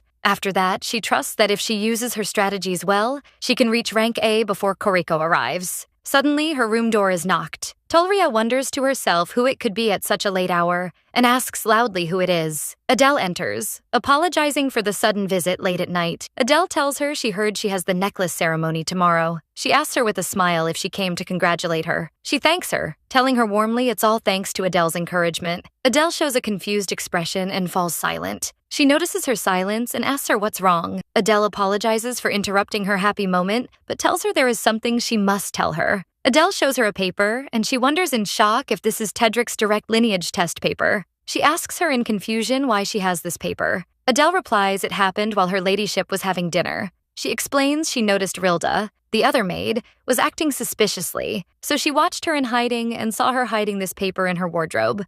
She continues that she didn't know what might happen if she confronted her at that moment, so she just observed for the time being. But she assures her that hiding this test paper must be a conspiracy to frame her. She replies that she understands. Tulria thinks that if this is Rilda's doing, it is undoubtedly on Lilius's orders. She confirms to herself there is no way those snakes would accept defeat this easily. She wonders if they plan to use this test paper to discredit her test results by claiming she succeeded because the questions were leaked to her. She smiles sarcastically, thinking how pathetic this is. She decides there is no way she will let them get away with this. Tulria calls for Adele and asks her to bring her paper identical to this paper. She thinks to herself that they are still far from being able to defeat her. The day of the direct lineage necklace ceremony arrives in the Astor Hall of the Fraser Palace. Lady Tulria's entrance into the ceremony hall is announced. The guests whisper, and one of them expresses her surprise. The whispers describe her as the star of the day who has finally arrived. The attendees pass around the rumor that she got a perfect score on the test, while others doubt it, wondering how someone like Tulria could do that. or if she even took the test properly. The Master of Ceremonies announces the start of the ceremony. She approaches the Grand Duke and Luke. The Grand Duke calls her name Tulia Frazier. He announces that by his authority as the head of the family, the Academian test was conducted, and she passed it with outstanding results. An aide steps forward holding the necklace box, and the Duke begins to announce that in recognition of her sharp intellect, he grants her the direct lineage necklace. At that moment, a shouting voice interrupts the ceremony, asking them to wait. Lilius appears suddenly, declaring to his father, the Grand Duke, that this ceremony is void. He shouts that Tulria does not deserve to receive the direct lineage necklace. The Grand Duke gets angry and shouts at Lilius, denouncing his appearance again. The Duke continues scolding him, reminding him he warned him yesterday until his ears nearly went deaf. He orders him to step aside immediately. He begs him to listen this time only. Aubrey appears beside him, telling the Grand Duke they have proof. She adds, claiming her maid alleges she saw a paper in her wardrobe made of the same material as the test papers. The attendees wonder in amazement what this means, pointing out the Academian test papers are made of specially treated mulberry paper. Someone wonders if Lilius is implying she leaked the test questions beforehand. He adds he found it suspicious, too. So he checked the test papers stored under Tedric's name, only to find his storage box completely empty. He clearly accuses her of stealing Tedric's test paper and thus knowing the test contents beforehand. He asks sarcastically how else she could get a perfect score on the Academian test. This claim piques the Grand Duke's interest. The Grand Duke decides he will ask Tedric himself and orders him brought immediately. Tedric is brought in trembling and greets his grandfather. The Grand Duke asks him directly, telling him he heard his test papers were lost, and asks if he was involved in this incident. He denies it nervously, swearing to his grandfather it's not true. He justifies his position by saying he was confined to his room on his grandfather's orders and did not leave it. Lilius intervenes to defend his son, assuring his father Tedric followed the orders obediently. He adds it's unfair to suspect them instead of Tulria. And he says if this isn't true, they can simply prove it, and suggests as an example that they send servants to search her room. He adds that cheating on the Academian test is a serious crime. Since there's a chance of destroying evidence, it's better to act immediately. The Grand Duke asks calmly if Lilius really thinks they should go that far. Then he calls, Tulria. She answers respectfully, noticing to herself he is calling her by her name directly without titles for the first time. The Grand Duke asks her if Luke Kilbusher and his aides can search her room, and if she agrees to it. She feigns shock, thinking this is practically an official search warrant. But she notices something in her grandfather's gaze. She thinks she didn't expect this reaction, and it seems as if he's saying he trusts her. She thinks she never expected anything familial from the Duke, but when he looked at her with such concern, she felt a good feeling. She agrees, telling her grandfather, of course, and that he can search her room as much as he wants. Then she adds, addressing the attendees, that if anyone here wishes to check for themselves, they are welcome to accompany them. Lilius and Aubrey look shocked by her confidence. She concludes her speech, saying she knows very well what everyone must be thinking and that this is because of her past behavior. She admits that if someone like her suddenly got a perfect score, she herself would doubt it, so she doesn't blame them. But this is exactly why she wants to prove herself clearly today. She continues confidently, asking the attendees to go and see for themselves. She assures them they will know then that she is truly innocent. Lilius and his wife Aubrey look at her in shock. He wonders to himself why that brat, Tulria, is suddenly acting so bold. He thinks even if she isn't guilty, no one can look this confident in such a situation. He smiles cunningly, believing she doesn't realize the trap she is walking into. He thinks sarcastically her smart little mind won't save her this time, and she has fallen right into the trap he set for her. Shortly after, Luke and some servants searched her room. Lilius and Aubrey, who accompanied them, discovered a bundle of papers hidden inside one of the drawers. Luke brought those papers to Grand Duke Asus. What they brought was enough to provoke the Duke's anger. The Grand Duke orders his son, Lilius Frazier, to step forward and read the papers himself. The Duke insists he read it loudly enough for everyone to hear. This was more than enough proof, in Lilius's eyes. Lilius begins reading the letter addressed to Marquis Astor. The letter starts by asking the Marquis about his health, and the writer mentions addressing him by his official title because he doesn't like calling him father. The writer continues that he is living in repentance and dedicating his time to studying, and that he knows the Marquis will never be satisfied with him. The letter continues with the writer expressing his endless attempts to be a son who doesn't bring shame to his father. He expresses hope that one day in the distant future, he might be able to call him father. He concludes the letter, which he notes he will never have the courage to send. He reads the signature at the end of the letter, which was signed, Tulia Frazier. He looks completely shocked as he reads the name. Lilius stammers, disbelieving how this could happen. She watches him with a sly side smile. The scene flashes back to last night. Tulria is shown holding the test paper, asking her maid Adele to bring her paper identical to this paper. Adele asks her mistress, as she writes the fake letter, if she is sure about this. She continues, expressing her concern that this act will make you look guilty, and adds that the content of that letter they are writing might anger His Grace, the Grand Duke, severely. She reassures her, telling her not to worry because her grandfather is not that kind of man. She thinks to herself, confidently, that his affection level for her has already reached 50%. She explains the real problem will be the people attending the ceremony. People don't really care about the truth. They just twist rumors and prejudices to fit the version they prefer. She adds that right now her reputation is already at rock bottom. She wonders if she is framed so elaborately like this. What can she do? No matter what she says, it will be hard to escape the suspicion. Therefore, she decided she must overturn her reputation and the false accusation at the same time. She realizes it won't be easy, but it's something she must do. She will use a reverse effect. She will make a story spread that is the exact opposite of the rumors circulating about her. She finishes writing the letter. She thinks gleefully, imagining her uncle's reaction when he finds this specific letter in the place where he expected to find the test paper. She smiles, thinking that just to see that expression on his face, she can use her father anytime. She decided she would write a letter instead of the test paper. A letter from a pitiful daughter she can't send to her father. She will use their sympathy, something that will move the hearts of the old nobles. At the same time, if she writes about how hard she is studying, the people who read it will think she is a poor but diligent girl. She smiles and reassures Adele not to worry, and that if it comes to that, she will simply take a public exam or something. She thinks with a sly smile as she looks at the letter, addressing her uncle in her mind as a foolish man. Back to the present, Lilius stands trembling, holding the letter. She recalls her last thought as she planned the trap. Lilius can never be a match for her. The whispering continues among the attendees in the ceremony hall. Someone comments, "It seems Lady Tulria was very lonely." And another adds, "They say when a child feels empty, they turn to indulging in pleasures and mischief." Another noble adds his condemnation of Lilius's act, considering him unfit to be an uncle as long as he accuses his niece this way. Grand Duke Acis expresses his disgust, thinking to himself how Lilius has sunk to this level, describing his act as shameful. The Grand Duke calls for Luke Kilbusher, ordering him to resume the necklace ceremony within 5 minutes. Luke obeys his master's orders. In contrast, Lilius stands in shock, thinking desperately this is impossible. He looks angrily towards her, thinking that wretched woman definitely knew something and planned this. He vows to her he will not forgive her for stabbing him in the back. The loud commotion that happened yesterday ended quickly. Tulria thinks her necklace ceremony was completed without any further incidents. Finally, she received the precious direct lineage necklace. She holds the necklace, feeling it looks more special because she got it after toil, sweat, and tears. It feels truly special. She remembers that at the ceremony, Lilius and his family couldn't bear the heavy atmosphere and left quietly. She concludes they must have felt ashamed. As for the consequences, Rilda, the maid who tried to frame her, was expelled from the Fraser estate. Tedric was sent to the old storage room in Rantel, the place Tulria used to stay, as a harsher punishment. She thinks Lilius's punishment will be decided later, but she smiles, thinking the time before punishment is always the most terrifying. She feels relieved. She knows that family,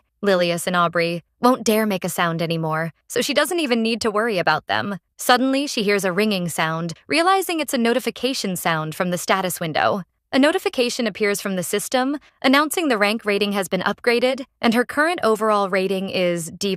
She smiles joyfully, realizing she has finally reached rank D. She holds the necklace, encouraging herself. She realizes it's slow and hard, but she is getting better little by little, moving one step further away from death. She decides excitedly it's time to move on to the next stage. It's time to meet the male leads now, and she thinks that among them all, the one she must find first is the Crown Prince, Ferdinand. She remembers that in the game, befriending the Crown Prince gave more extra points than the rest of the male leads. Since the most important thing for her is not to waste time, she needs to meet him as soon as possible. While she is absorbed in planning, her door is knocked. A voice from outside informs her she has a visitor. She asks who it is. The visitor is announced. Schultz Schmidt, the Neuma. She is surprised, wondering to herself why Schultz is visiting. Schultz enters and apologizes for his sudden arrival. She welcomes him, telling him it's all right, and asks the reason for the visit. Schultz tells her he will be direct and that he came to propose a deal to her. She agrees enthusiastically immediately, saying, "Sure, I'm listening." Schultz is surprised,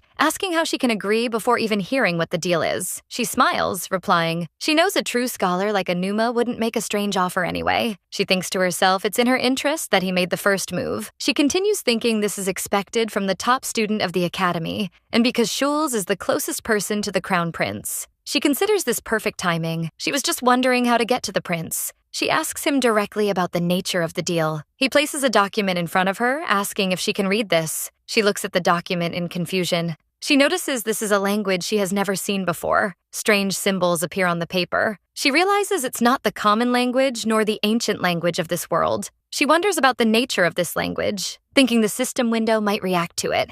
Tulria notices that the walking encyclopedia skill has been activated. She realizes it's a title skill and concludes that since this document is something she doesn't know, it automatically triggered the skill alert. She decides to try applying the skill to the document and notes with joy that it works. She mutters the words she sees translated before her, from my body, separated from me, to my fragment. Schulz looks at her in complete shock and asks her in astonishment if she can really read it. She apologizes with a smile, explaining that this is all she can read so far with her current skill. She adds that she thinks she will need more time to translate it fully. Schulz tells her enthusiastically that this is fine, and it doesn't matter how long it takes. He begs her to tell him what it says as soon as she can. He explains that this language isn't something just anyone can read. Only those with a special ability can interpret it, and he concludes excitedly that she must possess that talent. She thinks anxiously about this conclusion. She wonders about the meaning of special ability, and if even a Numa, a reference in knowledge, cannot read it. She admits to herself she only agreed to the deal because she thought it was an ancient text and reading it would make her look good. She realizes that if rumors spread that she possesses some kind of special gift, it could also cause her serious trouble. She decides to change the subject, asking Schulz politely if it's not too much trouble what kind of document this is. Schulz hesitates for a moment and replies that it looks like a letter. He adds that it's his father's will. Schulz's profile appears, indicating his hidden secret costs 500 coins to reveal. She feels relieved that it's not an imperial secret. She realizes he has his reasons and decides she should be careful and not pry further. She agrees to help him, telling him to give her the letter. She warns him she'll need some time, but she will translate it for him. He asks her, overjoyed, if she will really do that. She clarifies, explaining she will do it on the condition that he accepts her terms. She smiles, telling him this is a deal after all. A few days later, a carriage appears heading towards the White Ivory Tower. During the journey, Schulz praises her, saying that as expected, she has a great interest in academics. He comments that her desire to visit the White Ivory Tower right after receiving the direct lineage necklace proves she is an exceptional person. She laughs modestly. She thinks to herself the real reason she requested to visit the tower as part of the deal is that her target, the Crown Prince, often visits this place. She is surprised when she finds her grandfather accompanying them in the carriage and wonders why he is with them. She feels extremely uncomfortable in this awkward situation. She wishes to herself that if he has business at the White Ivory Tower, he should just go alone. In the White Ivory Tower, the woman is talking to someone else, explaining that Schulz Schmidt will be returning to the White Ivory Tower soon, presumably for his training. Therefore, he must realize that for the sake of imperial dignity, he must address her as Your Majesty. It appears that person is the Crown Prince, and the woman asks the prince if he understood her words. Back to the present in the carriage. The uncomfortable travel time ends. They arrive safely at Becca Tower, the White Ivory Tower, the Jewel of Wisdom. She looks at the building in awe, commenting that it's just as magnificent as they say. Schulz asks the young miss if she will follow him, offering to take her on a slow tour of the tower. The Grand Duke interrupts him, saying no, and that his granddaughter will just look around on her own. He then turns his attention to him, asking him to come with him to see the president of Becca Tower. He asks in confusion if the Duke means him. The Grand Duke confirms it, reminding him he will be returning here as a Numa soon anyway, and it's proper etiquette to see the president and greet him in advance. The Duke adds in a threatening tone, wondering if there's a reason he can't, or if there's a reason Schulz wants to be alone with his granddaughter. Schulz denies it in terror, stammering, "No, that's not it." She bids them farewell cheerfully, wishing them a good trip, and tells Schulz not to worry about her as she will look around on her own. She watches them as they walk away, breathing a sigh of relief when they are finally gone. Now that she is alone, she thinks it's time to look for the Crown Prince. She remembers the details of her plan. A few days ago, as part of her deal with Schulz, she requested a tour of Baek-Ah Tower. She knew from the game that the Crown Prince appears frequently at Baek-Ah Tower, but he appears 100% of the time if Schulz appears. Since a certain situation was important for her while she was racing against time, she arranged a situation where she could definitely see the Crown Prince. She knew there was only one place the crown prince could be inside the tower, which is the garden reserved for the imperial family. Since she always met him there in the game, she expected to be able to meet him if she went there. She approaches the garden and suddenly hears an angry voice wondering if the other person can't call him Your Majesty. She realizes this is an approaching voice. She wonders to herself who it could be, and the voice sounds like a quarrel. She hides and looks, seeing Empress Carmi. She thinks that if there's someone speaking to the Empress in this garden, a man's voice reaches her, refusing and addressing Her Majesty the Empress, explaining that his mother is only one person. The man wonders how he can call a maid Your Majesty when referring to the one who died long ago. She realizes with excitement that this is indeed Ferdinand, the Crown Prince. She watches in shock as Empress Carmi slaps Crown Prince Ferdinand across the face. The Empress leaves coldly, telling him to return when his cheek cools down. She adds that in this place the former Empress, Ferdinand's mother, loved. His cheek will cool quickly. She watches them leave, thinking she knew the relationship between the Crown Prince and Empress Carmi wasn't good,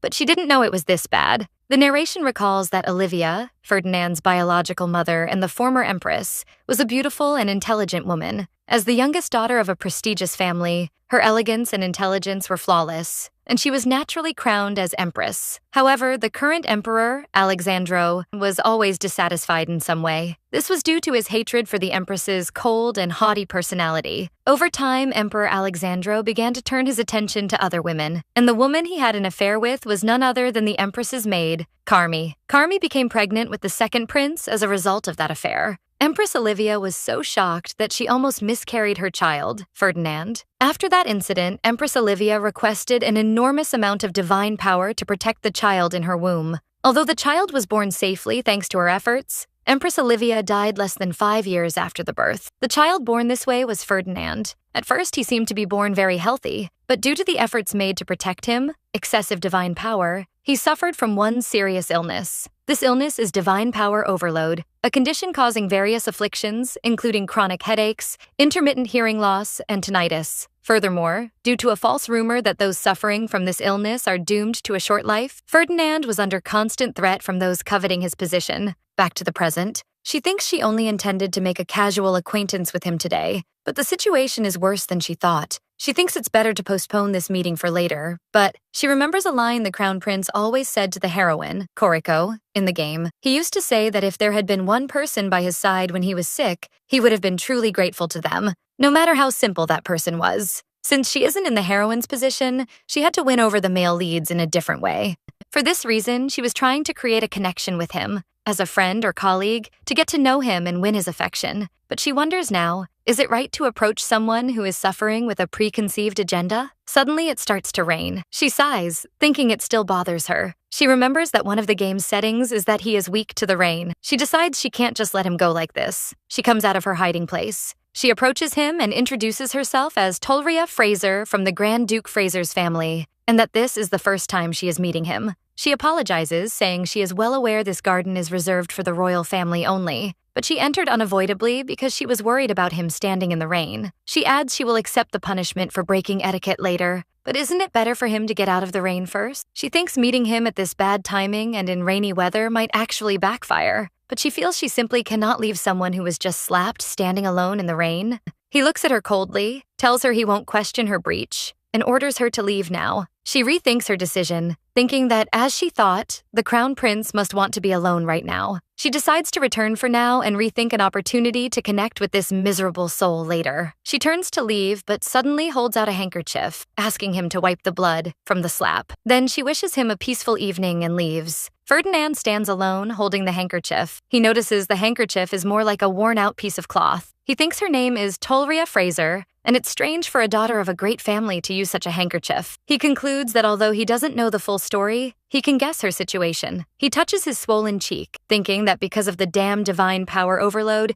he couldn't hear her last words clearly. He wonders to himself what she was saying. He continues to wonder, will he find out what she said the next time they meet? Meanwhile, she returns, panting, wondering if he returned safely. She remembers him still standing in the garden in the rain after she left, thinking how pitiful he looked. She feels guilty, thinking that even if this is just a game, it doesn't seem right to exploit him when she knows his circumstances. She decides to put her plan to get close to him on hold for now. She thinks it would be better to focus on building her own strength as a noblewoman to be useful to the Crown Prince later. Suddenly, a voice stops her, asking her identity. She looks, wondering who that person is. A young blonde man appears, commenting sarcastically. They call this place the clean and noble White Ivory Tower, but it's full of all kinds of filth. She realizes this must be the second prince, Dave. She remembers his file. He is the second prince, Dave. He is the second son, born from the relationship between Empress Carmi and the Emperor. In the story's setting, the child conceived when the relationship was discovered was supposed to be stillborn. Perhaps because of that, Carmi raised him in an overly protective and spoiling manner. Thanks to that, the second prince's character in the game was set to be greedy and selfish. She thinks she can't believe she ran into him here, of all places. She notices Dave is picking a fight out of nowhere, and his personality in the game hasn't changed.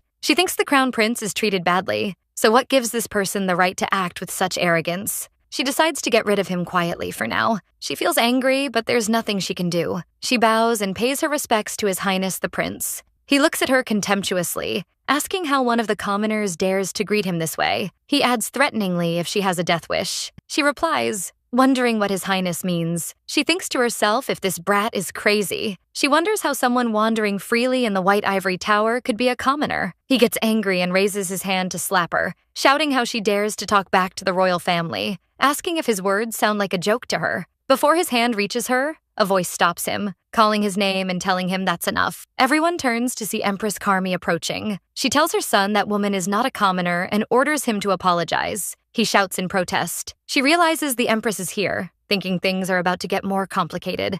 Carmi smiles and tells Dave he seems to have misunderstood. She explains to him that this young lady is Tulia Frazier, from the Grand Duke's lineage. He asks in shock if she is not joking. He wonders how this shabby thing can be a lady from the ducal Fraser lineage. She thinks angrily about what he said, wondering in return if his bad way of speaking befits a member of the royal family. He rubs his face in embarrassment, addressing her, saying it's unfortunate things turned out this way, and he had no idea she was from the Grand Duke's family. Prince Dave continues his failed attempt at an apology, justifying his action by saying her appearance was too shabby. Before he can finish, the Grand Duke, who suddenly appeared, tells him the prince is the one acting rudely.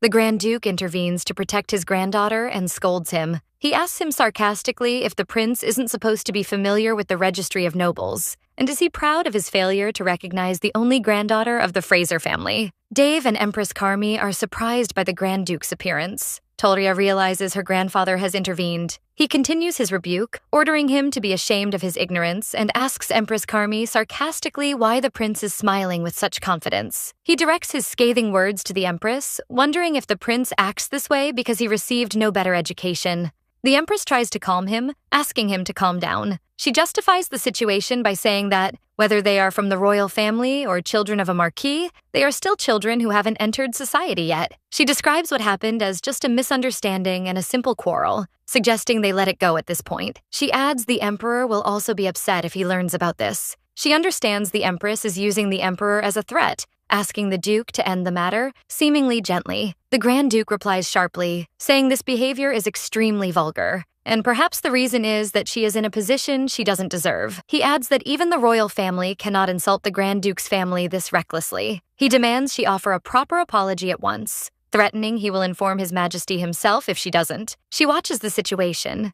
thinking she knew her grandfather hated Carmi for being a mistress, but he is attacking her more forcefully than she expected. The Empress calls her son. She orders him to apologize to the Grand Duke immediately, and to apologize to Lady Tulia Frazier as well. He obeys his mother's order reluctantly. He offers a formal apology to Tulria, asking her to forgive his terrible behavior. She thinks about the power of her grandfather's authority that made them submit so quickly, and decides it's best to get out of here before she gets more involved. She replies she was rude too, and asks for permission to leave. Empress Carmi stops her for a moment, saying she would also like to offer her apology along with her son. She offers her a jeweled hairpin, describing it as an early gift for the lady who will become the next jewel of society, and hopes she becomes very beautiful. She asks her to accept the gift without feeling awkward. She thinks the Empress is trying to cover up the incident with a hairpin. She realizes if she were alone, it would never have ended this smoothly. And with the original Tulria's stats, this could have been a life-threatening crisis. She clenches her hands with determination, thinking she must work harder than before, and she won't let something like this happen again, and thinks angrily that right now she has no power, but she will get revenge one way or another. She turns to her grandfather, feigning innocence. She asks him if this hairpin looks too expensive to accept as a gift. She thinks the Empress is offering her a bribe as an apology, wondering if accepting it would bring shame to the Duke's family, and whether she should accept it or not. Carmi understands her hint, describing her as a cunning girl. The Duke looks at her coldly, telling her to do as she pleases. Later, while returning in the carriage, she comments she is glad the rain stopped on their way back. She remembers Schultz will be staying at the White Ivory Tower from now on, mentioning he seemed sad he couldn't return with them. The Grand Duke confirms this, explaining he has been confirmed as the Crown Prince's tutor, so he will be busy starting today. He adds today is likely his return date to the tower and his last day outside. The Grand Duke suddenly asks her why she is interested in him. She denies it, extremely flustered, asking him why he would think that. The Grand Duke clears his throat, saying, if that's not the case, then it's fine. Then he calls her name, asking why she kept glancing at him earlier, when the Empress gave her the gift. She remembers how she looked at him nervously, wondering if it was acceptable to take the gift, and fearing he would be angry with her. She is surprised by his sudden question. She wonders to herself if the Grand Duke is worried she is afraid of him. She remembers how her grandfather defended her, how he confronted Prince Dave, reminding him he was supposed to be familiar with the Registry of Nobles, and asking sarcastically if he was proud of his failure to recognize the only granddaughter of the Fraser family. She remembers how her grandfather held her to protect her, thinking if he is really worried about her, she might feel a little happy. She smiles and thinks to herself, wondering why her grandfather would think such a thing, that she's scared. She is his granddaughter, and of course his opinion comes first. The Grand Duke changes the subject, asking her for her impression of the Empress. While returning in the carriage, she answers that the Empress was elegant and beautiful, but as befits the pinnacle of the empire, she seemed cold and heartless. The Grand Duke comments on her description, then gives her advice. He tells her to always remember that a truly noble person must be a vessel capable of holding absolute integrity, great ambition, and gracious benevolence in their heart for life. As for expensive adornments and etiquette for managing people, they are merely secondary. She asks quietly if he means she should be like grandmother. The Grand Duke is surprised by her question and pauses for a moment, then answers her in the affirmative, just like your grandmother. At that moment, a system notification appears, announcing a benefit acquired. The notification explains she has achieved 50% or more affection level with Aces Fraser and has received a special benefit, 1,000 coins. Her updated status window appears, personality 0, skill 1, wealth 0, beauty 8, luck 0, overall rank D+, and coins owned 1,203. She thinks the Duke's affection level is rising smoothly. Another system notification appears announcing an additional benefit, lead bank acquired. The system explains this bank allows her to deposit coins for 7 days to earn 10% interest. She thinks this bank is a very good feature. She notices the diversity in rewards, from skill titles to a savings feature. She thinks she hasn't raised anyone else's affection level yet, so she's not sure when the next benefit will come. She reminds herself her ultimate goal is survival. To do that, her first mission is to win the favor of the main characters. She needs more cards to play when things get tough. She thinks the next person she must meet is her twin brothers. She realizes dealing with them won't be easy. In the game, they weren't on good terms with her. She remembers she was trying to improve things, sending them letters, congratulations, and updates on her news, but she never received a single reply from them. However, she knows they will be returning to the main palace soon. She expects they will start moving against her, especially since she used their proxy votes in the family council for her own cause. And they will take that as an excuse to antagonize her. She admits to herself she doesn't have a clear plan this time, but she has to try anyway. The next morning, at the main Fraser Palace, 2 young men appear, riding horses and approaching the palace. One of them, Leon, wonders how long it's been since they returned here. He asks his brother Rissan for his opinion. The 2 young men are identified as Rissan Fraser, the eldest son of the Marquis family and Tulria's brother, and Leon Fraser, the second son and her brother as well. Leon grumbles, saying he wanted to take his time coming back, but their uncle, Lilius, said it was urgent. He wonders what could be so urgent and if their father has returned. Rissan decides they will find out when they see their uncle and suggests they go in, but he stops, noticing with displeasure that no one came out to greet them. At the entrance of the hall, he hears a voice and stops, wondering. Tulria appears, welcoming them as her brothers. She stands before them, telling them it's been a long time. The brothers look at her in shock, and Rissan thinks in surprise at her presence. She smiles, thinking to herself that, as she expected, the twins have returned to the Fraser Palace. She notices they, as expected, already look displeased. She thinks they can't be blamed. Seeing the sister they hate come to greet them isn't pleasant, but she decides there's no way around it. She is also desperate. Leon addresses her angrily, saying he was already annoyed about being summoned so hastily, and now she is the one who comes to greet them. He orders her to get lost. She thinks to herself that, as expected, the animosity is deep, and raising his affection level will be a challenge. But she thinks she already expected this. She encourages herself, reminding herself of her identity as Hani. She thinks confidently she knows exactly how to handle Leon. She smiles, thinking the key is simple. She agreed to speak informally with Leon as he requested. When she asked him if he was happy now, she explained to herself the principle she follows. An eye for an eye. To tame a beast, you have to act like one. She was aware she might seem crazy to others, but there was a reason for it. The path to winning Leon's favor in the game was based on honesty. He thinks to himself, wondering if she's gone mad since the last time. Acting nice or fake only leads to negative results with him. She thinks that, honestly, she prefers it this way, where she can say what she wants without pretense. She decides she is fully prepared to confront him. Then she turned the question to her other brother, Risan, asking him if speaking informally suited him too. He answers her, stammering slightly, to call him whatever she feels comfortable with. She is surprised, noticing he is actually smiling. This is the first time she's seen him smile. She decides to call him Risan, thinking things with him might not be as bad as she thought. That evening, she uses the new store bank feature to deposit her coins. She feels reassured by the idea of getting 10% interest after a week, wishing she could use these banks freely whenever she wanted. She also wishes she could one day buy affection points with coins, but she realizes this is just wishful thinking. For now, she decides she just has to prepare for what's to come. She remembers trying to talk to the twins again earlier that day, but she made no progress. Leon interrupted her, asking Risan angrily why he was talking to that idiot, and ordered him inside immediately. She thinks dinner will be soon, and Lilius will definitely use this opportunity to get close to the twins. She remembers she has never had dinner with him before. She expects he will likely use the opportunity to slander her and fill the twins' heads with lies. He might also bring up the issue of her using their votes in the council. She realizes that in this situation, what she must do is clear. In the dining room, Lilius starts talking with Risan and Leon. He welcomes them, expresses his sorrow for their tiredness from the journey, and mentions he heard they met Tulria at the gate earlier. He asks about her, noting he heard she caused another scene. Leon replies calmly, wondering what scene he's talking about, telling him it wasn't really that serious. Aubrey, Lilius's wife, intervenes, insisting it definitely was, and that uneducated girl must have picked another fight. He asks her to calm down a bit. Lilius changes the subject, saying they must be wondering why he summoned them so hastily, and tells them it's time they knew. He tells them it's about their younger siblings. Specifically, it's about their sister, Tulria. He reveals to them that that brat, Tulria, actually used their proxy votes under their names. He wonders angrily how she could be so insolent and misuse their rights, describing her act as appalling arrogance. Lilius continues slyly, saying he would like to help fix this terrible situation. He asks them, even if they aren't close to her, they surely don't want their only sister to stray from the path. Lilius adds coolly, telling them they should have seen it for themselves. At that moment, her voice rings out from the room's entrance, suggesting her uncle tell them exactly what that council vote was about. Lilius panics upon hearing her voice.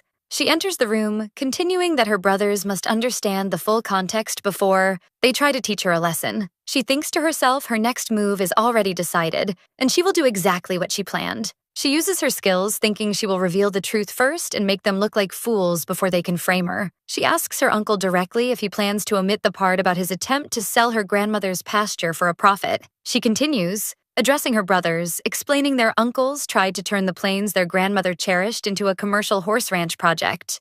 Lilius shouts in shock and anger, calling her name furiously, wondering what brought her here. Tulria replies with a smile, explaining she came for a meal, of course, and wonders if there is any reason she can't join a family meal. She thinks to herself that, as she expected, her uncle Lilius was bad-mouthing her. She realizes the situation isn't easy, but there's no other way than to confront it head-on. She invokes the language wizard skill she possesses, which adds 10% persuasive power to her words and reduces the probability of her making a verbal mistake by 5%. She feels confident. Since she has this skill, she can definitely win. She decides she won't let Lilius get away with his actions. She begins to explain her situation to her brothers. She tells them the meeting's agenda was about the commercial exploitation of the status plains. She reminds them that this land, as they both know, was very precious to their grandmother. She explains she believed such an important decision couldn't be made by just a few direct descendants. It was only her uncles, Lilius and Nigella, and her at that meeting. She continues that she knows they must have been aware the meeting was happening,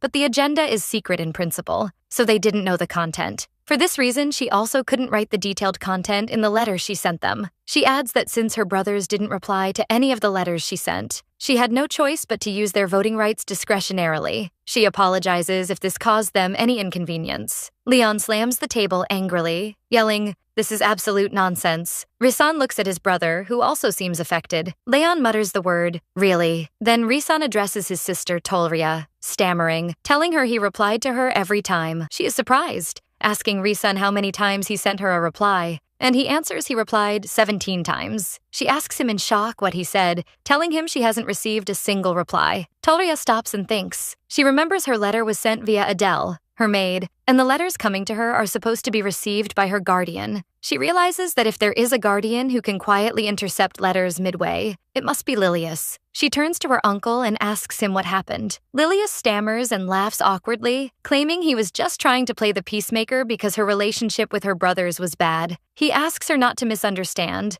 and asks, "Isn't it good they can talk directly now?" She thinks to herself she knew there was no way that person, Lilius, would stay silent. But she is surprised that Risan had actually sent replies. She realizes if the original Tulria's relationship with the twins had been good, they would have noticed this lack of replies and found it strange. She feels angry and wants to confront him now, but she notices too many watching eyes and decides she must not act rashly. She thinks now that his plan is exposed, Lilius won't try to use any other cards tonight. He will simply cover it up and plan for the next time. She decides to respond calmly. Tulria addresses her uncle, telling him she understands his intentions, but she adds with a cold smile that there's no need for him to go that far next time, and she will take care of it herself. Lilius stammers and reluctantly agrees. He tries to justify his actions, claiming he only brought up the direct lineage meeting to let the twins know it happened, and since the vote was in their names, don't they have the right to at least know? Lilius continues, asking her if she knows he has no ulterior motives. She answers him yes. She thinks to herself this is a lie. Just moments ago, he was lecturing her about teaching her manners. She concludes he's quick to wriggle out of a situation. Tulria stops, thinking about something else. She remembers that Tulia Frazier is the one who replied to all the letters she sent. She wonders to herself, is it really true he has a bad relationship with Tulria? She decides she needs to talk to him. The next day, she thinks Risan and Tulria rarely talk in the game. Unlike Leon, who fights violently, there are no major episodes related to Risan. Therefore, she naturally assumed he was ignoring and neglecting her. But she wonders now, maybe just like with her grandfather, there's a hidden story she didn't know. She thinks if she discovers that story, she might be able to get closer to Leon, the other brother, more easily. She remembers Risan is often seen in the library in the game. She goes there and hears his voice. Realizing he was indeed in the library, she hears someone talking to Risan, commenting on how frustrating this is from him. Risan stammers as he tries to request a book. The library staff member replies sharply, telling the young master to speak clearly. The staff member continues to berate him, wondering how he can understand what he's saying if he keeps stammering like that. She watches the scene in shock, wondering, is a staff member scolding Risan just because he stammers? She wonders why Risan is just standing there listening to this harsh talk, feeling angry just watching. The staff member sighs and asks Risan to write down what he wants here, commenting that he feels frustrated, before noticing Tulria and being surprised.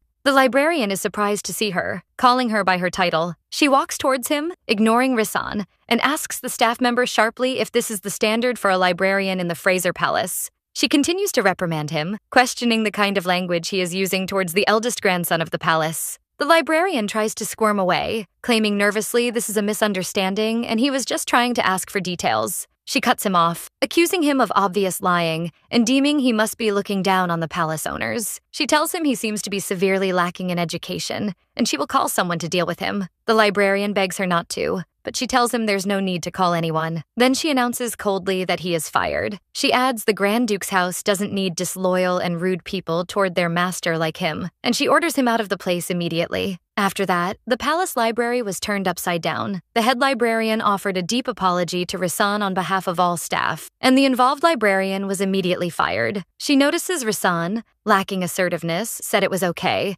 and asked them to raise their heads, but she suspects he was inwardly pleased. She feels satisfied after firing the librarian, but wonders why the rude servant settings never disappear, whether in novels or games. Then she finds the book she was looking for. She offers the book to her brother, asking if this is the book he was looking for. Risan takes the book, stammering his thanks. He adds he also thanks her for yelling on his behalf, and for everything. She asks him gently why he didn't reprimand the librarian earlier, especially since the staff member acted in a way that hurt him. Risan answers hesitantly, saying he might be the frustrating one. She chides him, telling him not to say that, assuring him he is not frustrating at all, and that regardless of the reason, he shouldn't allow such behavior. Risan looks at her, moved, and tells her she resembles their mother a lot. She is surprised, wondering if she really resembles their mother. Risan confirms it, reminding her their mother was from the summer continent. He describes her as a strong, vibrant, and kind-hearted person, just like the people from that continent. Risan repeats she really resembles their mother. She thinks about his words. She wonders if Risan considers Tulria, the original, as family. Truly, but she remembers Risan never tried to stop Tulria's punishment in the past. She wonders if there's something else she doesn't know. Risan calls her name, noticing her zoning out. He touches her hand worriedly, asking if she is okay, noting her fingertips are cold,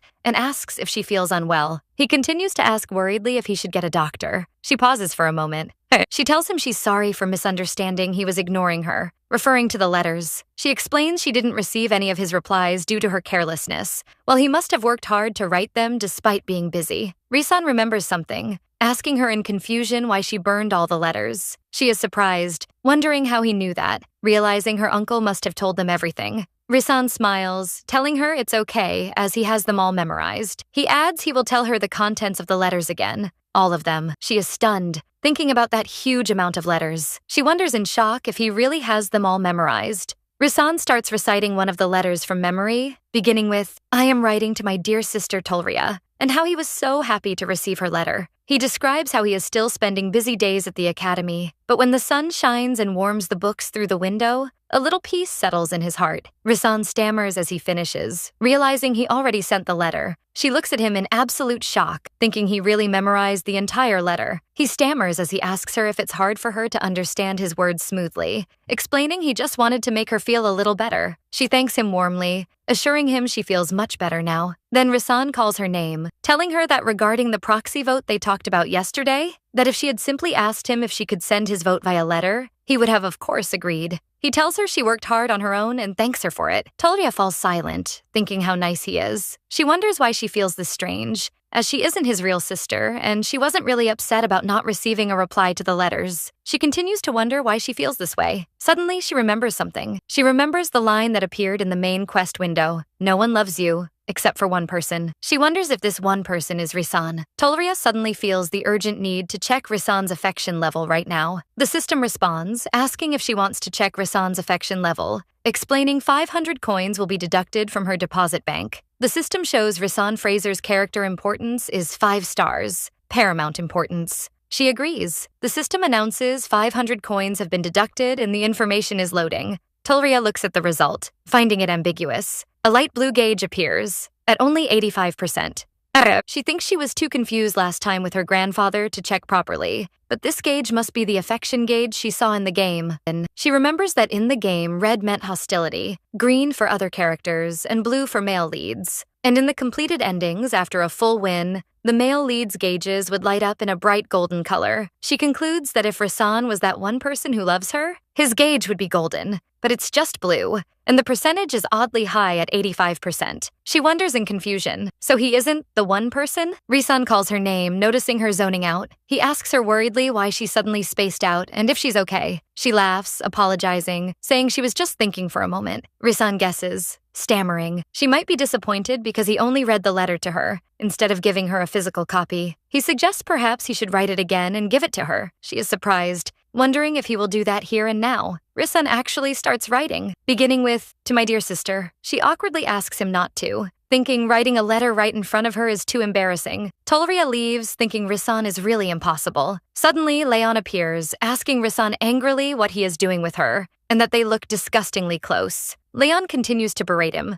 asking him, "Didn't I tell you not to hang out with that thing?" She gets angry, wondering to herself if he just called her that thing. Risan is surprised and tries to calm Leon down. She thinks to herself, if she weren't working on raising affection points, she would have flipped this table on him by now. She suppresses her anger, deciding she will endure, respond to him curtly, and then dismiss him. But before Tulria can reply, Risan intervenes. Risan asks Leon, stammering, not to talk to Tulria like that. Risan continues to defend his sister, telling Leon she is their younger sister. Leon smiles sarcastically, wondering the meaning of the words, younger sister. Leon looks at Risan writing the letter, asking if this is the letter their uncle claims he hid. He continues his sarcasm, wondering if Risan is really rewriting it all, calling him pathetically nice. Leon adds, "This is a useless act." Leon tears up the letter Risan was writing. Leon admits he tore them all up. Leon confronts his brother Risan, asking how long he will pretend he hasn't heard the rumors. He tells him everyone, both in society and at the academy, is talking about the fact they have different fathers than Tulria.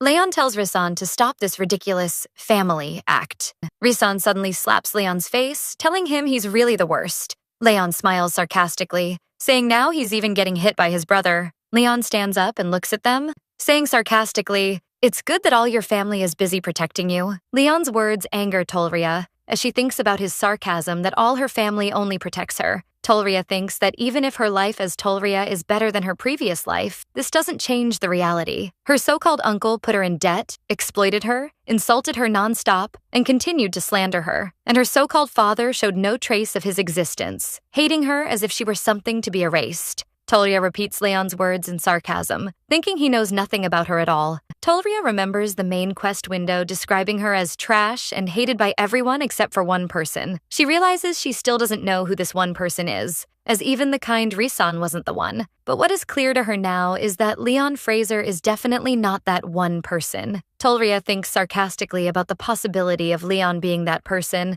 as he's someone who doesn't even seem capable of raising his affection level right now. Tulria knows full well if she wants to survive, she has to stay on his good side. But the harsh words she had to endure, the rumors spreading about them having different fathers, and the fact she even has to make someone like him side with her, all this makes her reality unbearable. The small wounds she kept receiving since she started living as Tulria were accumulating in her heart and never disappeared. She thought she was enduring well, but for some reason, she couldn't suppress those feelings today. She addresses Leon, admitting she doesn't know why he hates her so much. Leon asks her scornfully what she means, asking if she really doesn't know the reason, sarcastically offering to sit down and explain it to her. Tulria tells him to stop picking fights with her. Leon is shocked by her reaction. Tulria tells him she just wants to stop getting hurt. She adds she wants to stop getting hurt, especially from her family. Risan calls her name as she leaves. Leon watches her in silence, wondering to himself, what's wrong with her? Risan tries to calm Leon down, saying with a stammer he understands how he feels. But Leon cuts him off angrily, wondering what Risan could possibly know, accusing him of being too busy defending her. Tulria. Leon continues yelling, wondering how Risan can act this way when he knows everything. Leon shouts their mother abandoned them and left with her. Tulria. Leon ends his shout by reminding his brother she left with another man. Risan stands silent before this anger. Leon remembers the past, his mother's voice calling him my beloved child. He remembers her apologizing to him, saying she's truly sorry. The scene goes back to a night more than 10 years ago. He remembers the child Leon calling for his mother. Leon Frazier was a child when he asked his mother where she was going. He asked her if she was going somewhere far away, begging her to take him with her. His mother looked at him and apologized. She told him she had to protect Tulria, and she couldn't take him with her, but she asked him to never forget she loves them both. Leon remembers wondering that night why she abandoned them, and why she only tried to take Tulria with her. He remembers begging her not to go, reminding her she said she loved them too, pleading with her not to leave them. Leon thinks his mother abandoned them just like that, holding Tulria in her arms. He remembers there was a man beside her he had never seen before, and it wasn't his father. Leon continues to think that shortly after that, his mother died, and that girl, Tulria, came back to live with them. But he could never understand why his mother had to protect Tulria. All that was left for them was a shameful story about their mother's betrayal, and a younger sister whose existence filled him with unexplainable resentment over time. Back to the present. Risan speaks, acknowledging that after that incident, he knows they were all affected by the rumors. He tells Leon he understands if he wants to keep his distance from Tulria, but Risan adds that girl, Tulria, did nothing wrong. He points out that if one looks closely, Tulria is clearly their father's and mother's daughter. Leon replies he knows that, and he knows he's taking his anger out on her. But he insists the fact their mother abandoned them still stands, and he can't bring himself to accept or like her. Leon continues, he thought that as long as she ignored them too and went on with her life happily, it would be fine. But he trails off, wondering about the expression she showed earlier, wondering what that expression meant. Leon thinks this is strange. Meanwhile, Tulria thinks she yelled like that out of anger. But when she calmed down, she tried to check his affection level because she was worried about her survival. She calls herself pathetic. She wonders what's happening now as a system window appears, telling her a cooldown period is active. To check Leon Frazier's affection level, she must wait 6 days and 5 hours. or alternatively, pay 100 coins to check immediately. Tulria wonders about a cooldown period for checking affection, guessing it's probably because she checked Rasan's affection level just a bit ago. Tulria decides to forget it. She thinks his affection level must be at rock bottom anyway, so why waste money checking it? He's not even worth the effort of checking. She pauses, wondering if she acted too emotionally earlier. She thinks that even if they are called family, in the end, this is just a story within a game. But she corrects herself. No, it still affects her. She wonders how she can't not be emotionally affected. She decides for now, she must just avoid bumping into Leon as much as possible. Suddenly, a notification sound appears, and she wonders in confusion about 0%. A system window appears, announcing the activation of a subquest titled Lady of the Banquet. The subgoal is successfully dance with Rasan Frazier and Leon Frazier at the upcoming banquet. The reward for success is unknown, but failure will result in a deduction of 10,000 coins. She is surprised and wonders, what is this? Tulria thinks in shock. How am I supposed to dance with the twins? Tulria feels shocked, wondering how she's supposed to dance with Leon too, especially after the scene that just happened. Tulria screams internally in despair, wondering why this is happening to her. Meanwhile, elsewhere, the Imperial Palace, an aide informs Crown Prince Ferdinand that preparations for the meeting are complete and it's time to leave. Ferdinand replies he understood and will be out soon. Ferdinand holds the handkerchief Tulria gave him, thinking he doesn't feel anything from it anymore, wondering if its power faded over time. He remembers that whenever he kept the handkerchief Lady Frazier gave him close, the tinnitus in his ears and the headache that tortured him subsided. He adds he had the temple check for any deception, but all they said was, "It's a normal handkerchief and contains no magic." Ferdinand wonders what kind of trick she used to alleviate his illness this way. He thinks his condition no treatment could cure, wondering if that young lady holds the key to solving it. He decides he must meet her again before the symptoms return. Ferdinand realizes he will be leaving for the Northern Front soon and doesn't have much time. His aide approaches him, telling him he heard Grand Duke Frazier's birthday banquet will be held soon. The aide explains a hunting festival will be held during the day, followed by a banquet in the evening. He adds he heard it will be a gathering of all key figures in the Frazier family, and asks for his opinion. Ferdinand decides this sounds suitable, and orders the aide to make preparations. The scene shifts to the day of the banquet, the hall bustling with guests. Tulria notices how busy everyone is, thinking this is expected as it's her grandfather's birthday party. She thinks, of course, she was busy too. She remembers how she tried to inquire with the system window about another way to complete the quest or reduce the penalty, the negative 10,000 coin penalty, if she fails to dance with Leon. But the system window remained completely silent and there was no way to avoid the quest. Tulria sighs, realizing if she can't refuse, she must find a way to dance with Leon somehow. The problem is, she hasn't seen him anywhere since that fight, and she can't find an opportunity to make up. Even Rasan told her he doesn't know where he is. Elsewhere, young men were moving in the forest near the banquet venue. One asks the other what they should do now, while the other draws his attention to someone over there. One of them, Canis Frazier, son of Nigella Frazier, tells the other if he heard his brother was placed under house arrest because of that girl, Tulria. The other replies he told him so, commenting he didn't even dare talk back to his brother in the past, but he's grown bold now. He asks his companion if they should teach him a lesson. Canis smiles, suggesting it be in the most entertaining way possible. On the morning of the banquet, during the opening ceremony, Tulria, walking with Adele, wonders if her grandfather said he was too busy with work to join the hunting festival. She thinks he must at least attend the evening banquet, but she feels anxious as he seems overwhelmed with work. Tulria continues to think, noting there is little time left before the hunting festival begins. She wonders angrily, where is that man, Leon? And has he decided not to attend the hunting festival at all? Tulria feels frustrated, thinking if she's going to dance with him at the evening banquet, she needs to have at least a simple conversation with him. She realizes at this rate, she is heading straight for a bankruptcy ending, due to the quest penalty. She pleads internally for him to show his face, even just once. Her maid Adele approaches her, asking if she liked the biscuits the Duke gave her last time. Tulria replies she did, but asks why the sudden question. Adele tells her mistress she remembered how much she enjoyed them, so she kept some for her. She adds she noticed Tulria seems worn out and thought something sweet might do her good. Tulria gently refuses the offer, telling her not to worry and that she is still far from showing her true nature. Adele insists on going to get them, saying seeing her mistress happy is her source of happiness. And if this can help even a little, she is happy to do it. Adele leaves in a hurry, telling Tulria she'll be right back. Tulria calls out for her to stop, but she's already gone. Tulria thinks she must have looked really depressed and apologizes internally to Adele for making her worry. Tulria decides she can't leave Adele worried like this. She decides to join the hunting event first, and maybe ask Rasan for some help. Suddenly, a system window appears in front of her. It announces the activation of a new subquest. Collect herbs from the forest, 0/5. The reward is a Leon summon scroll. Tulria is surprised by the sudden appearance of a subquest. Tulria notices the reward, thinking if the reward is this good, there's no way she can refuse. Tulria sets off to complete the quest, while someone was watching her from behind.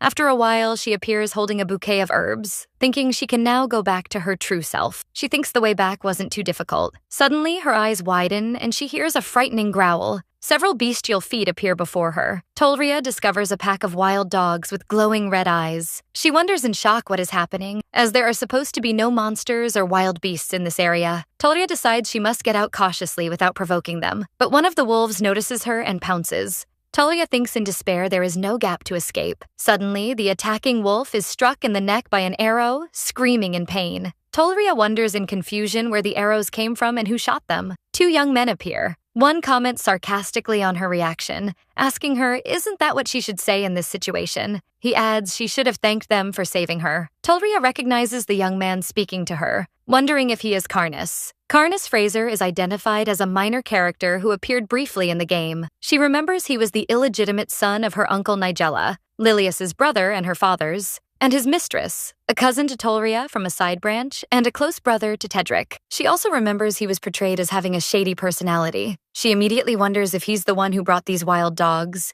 and if he's trying to mess with her. Tulria clenches her fist, thinking about how to get out of this predicament. Karnas smiles, asking if she's surprised, and tells her they prepared this for her trip. He reveals they left scents these beast-like along the path she would take. Karnas addresses her, calling her name, telling her she has only two choices. He draws his bow towards the wolves, explaining the first option is for her to beg for her life and survive with them. The second option, he says with a sly smile, is to simply die. He asks her to choose now, wondering mockingly what her decision will be. She thinks she was prepared to do anything to survive, but she refuses. Karnas asks her mockingly to repeat what she said. Tulria tells him boldly to go to hell. She thinks to herself that begging such people is something she will not do, even if she dies. Karnas comments sarcastically on her stubbornness, saying he expected such a reaction from her. He tells her to try to resist if she wants. He adds that either way, she will soon regret not begging them properly. Karnas and his companion bid her farewell and leave, leaving her surrounded by the wild dogs. She curses them in her mind, wondering if they really don't care what happens to her, and if they don't realize this act will backfire on them. Tulria prepares to defend herself, thinking that if the dogs dare to attack her, she will not stand idly by. The wild dogs lunge towards her, and Tulria realizes they're coming. Suddenly, a voice rings out, shouting her name, ordering her to get out of the way. Tulria turns in complete shock to find her brother Leon defending her. She wonders in astonishment why he is here.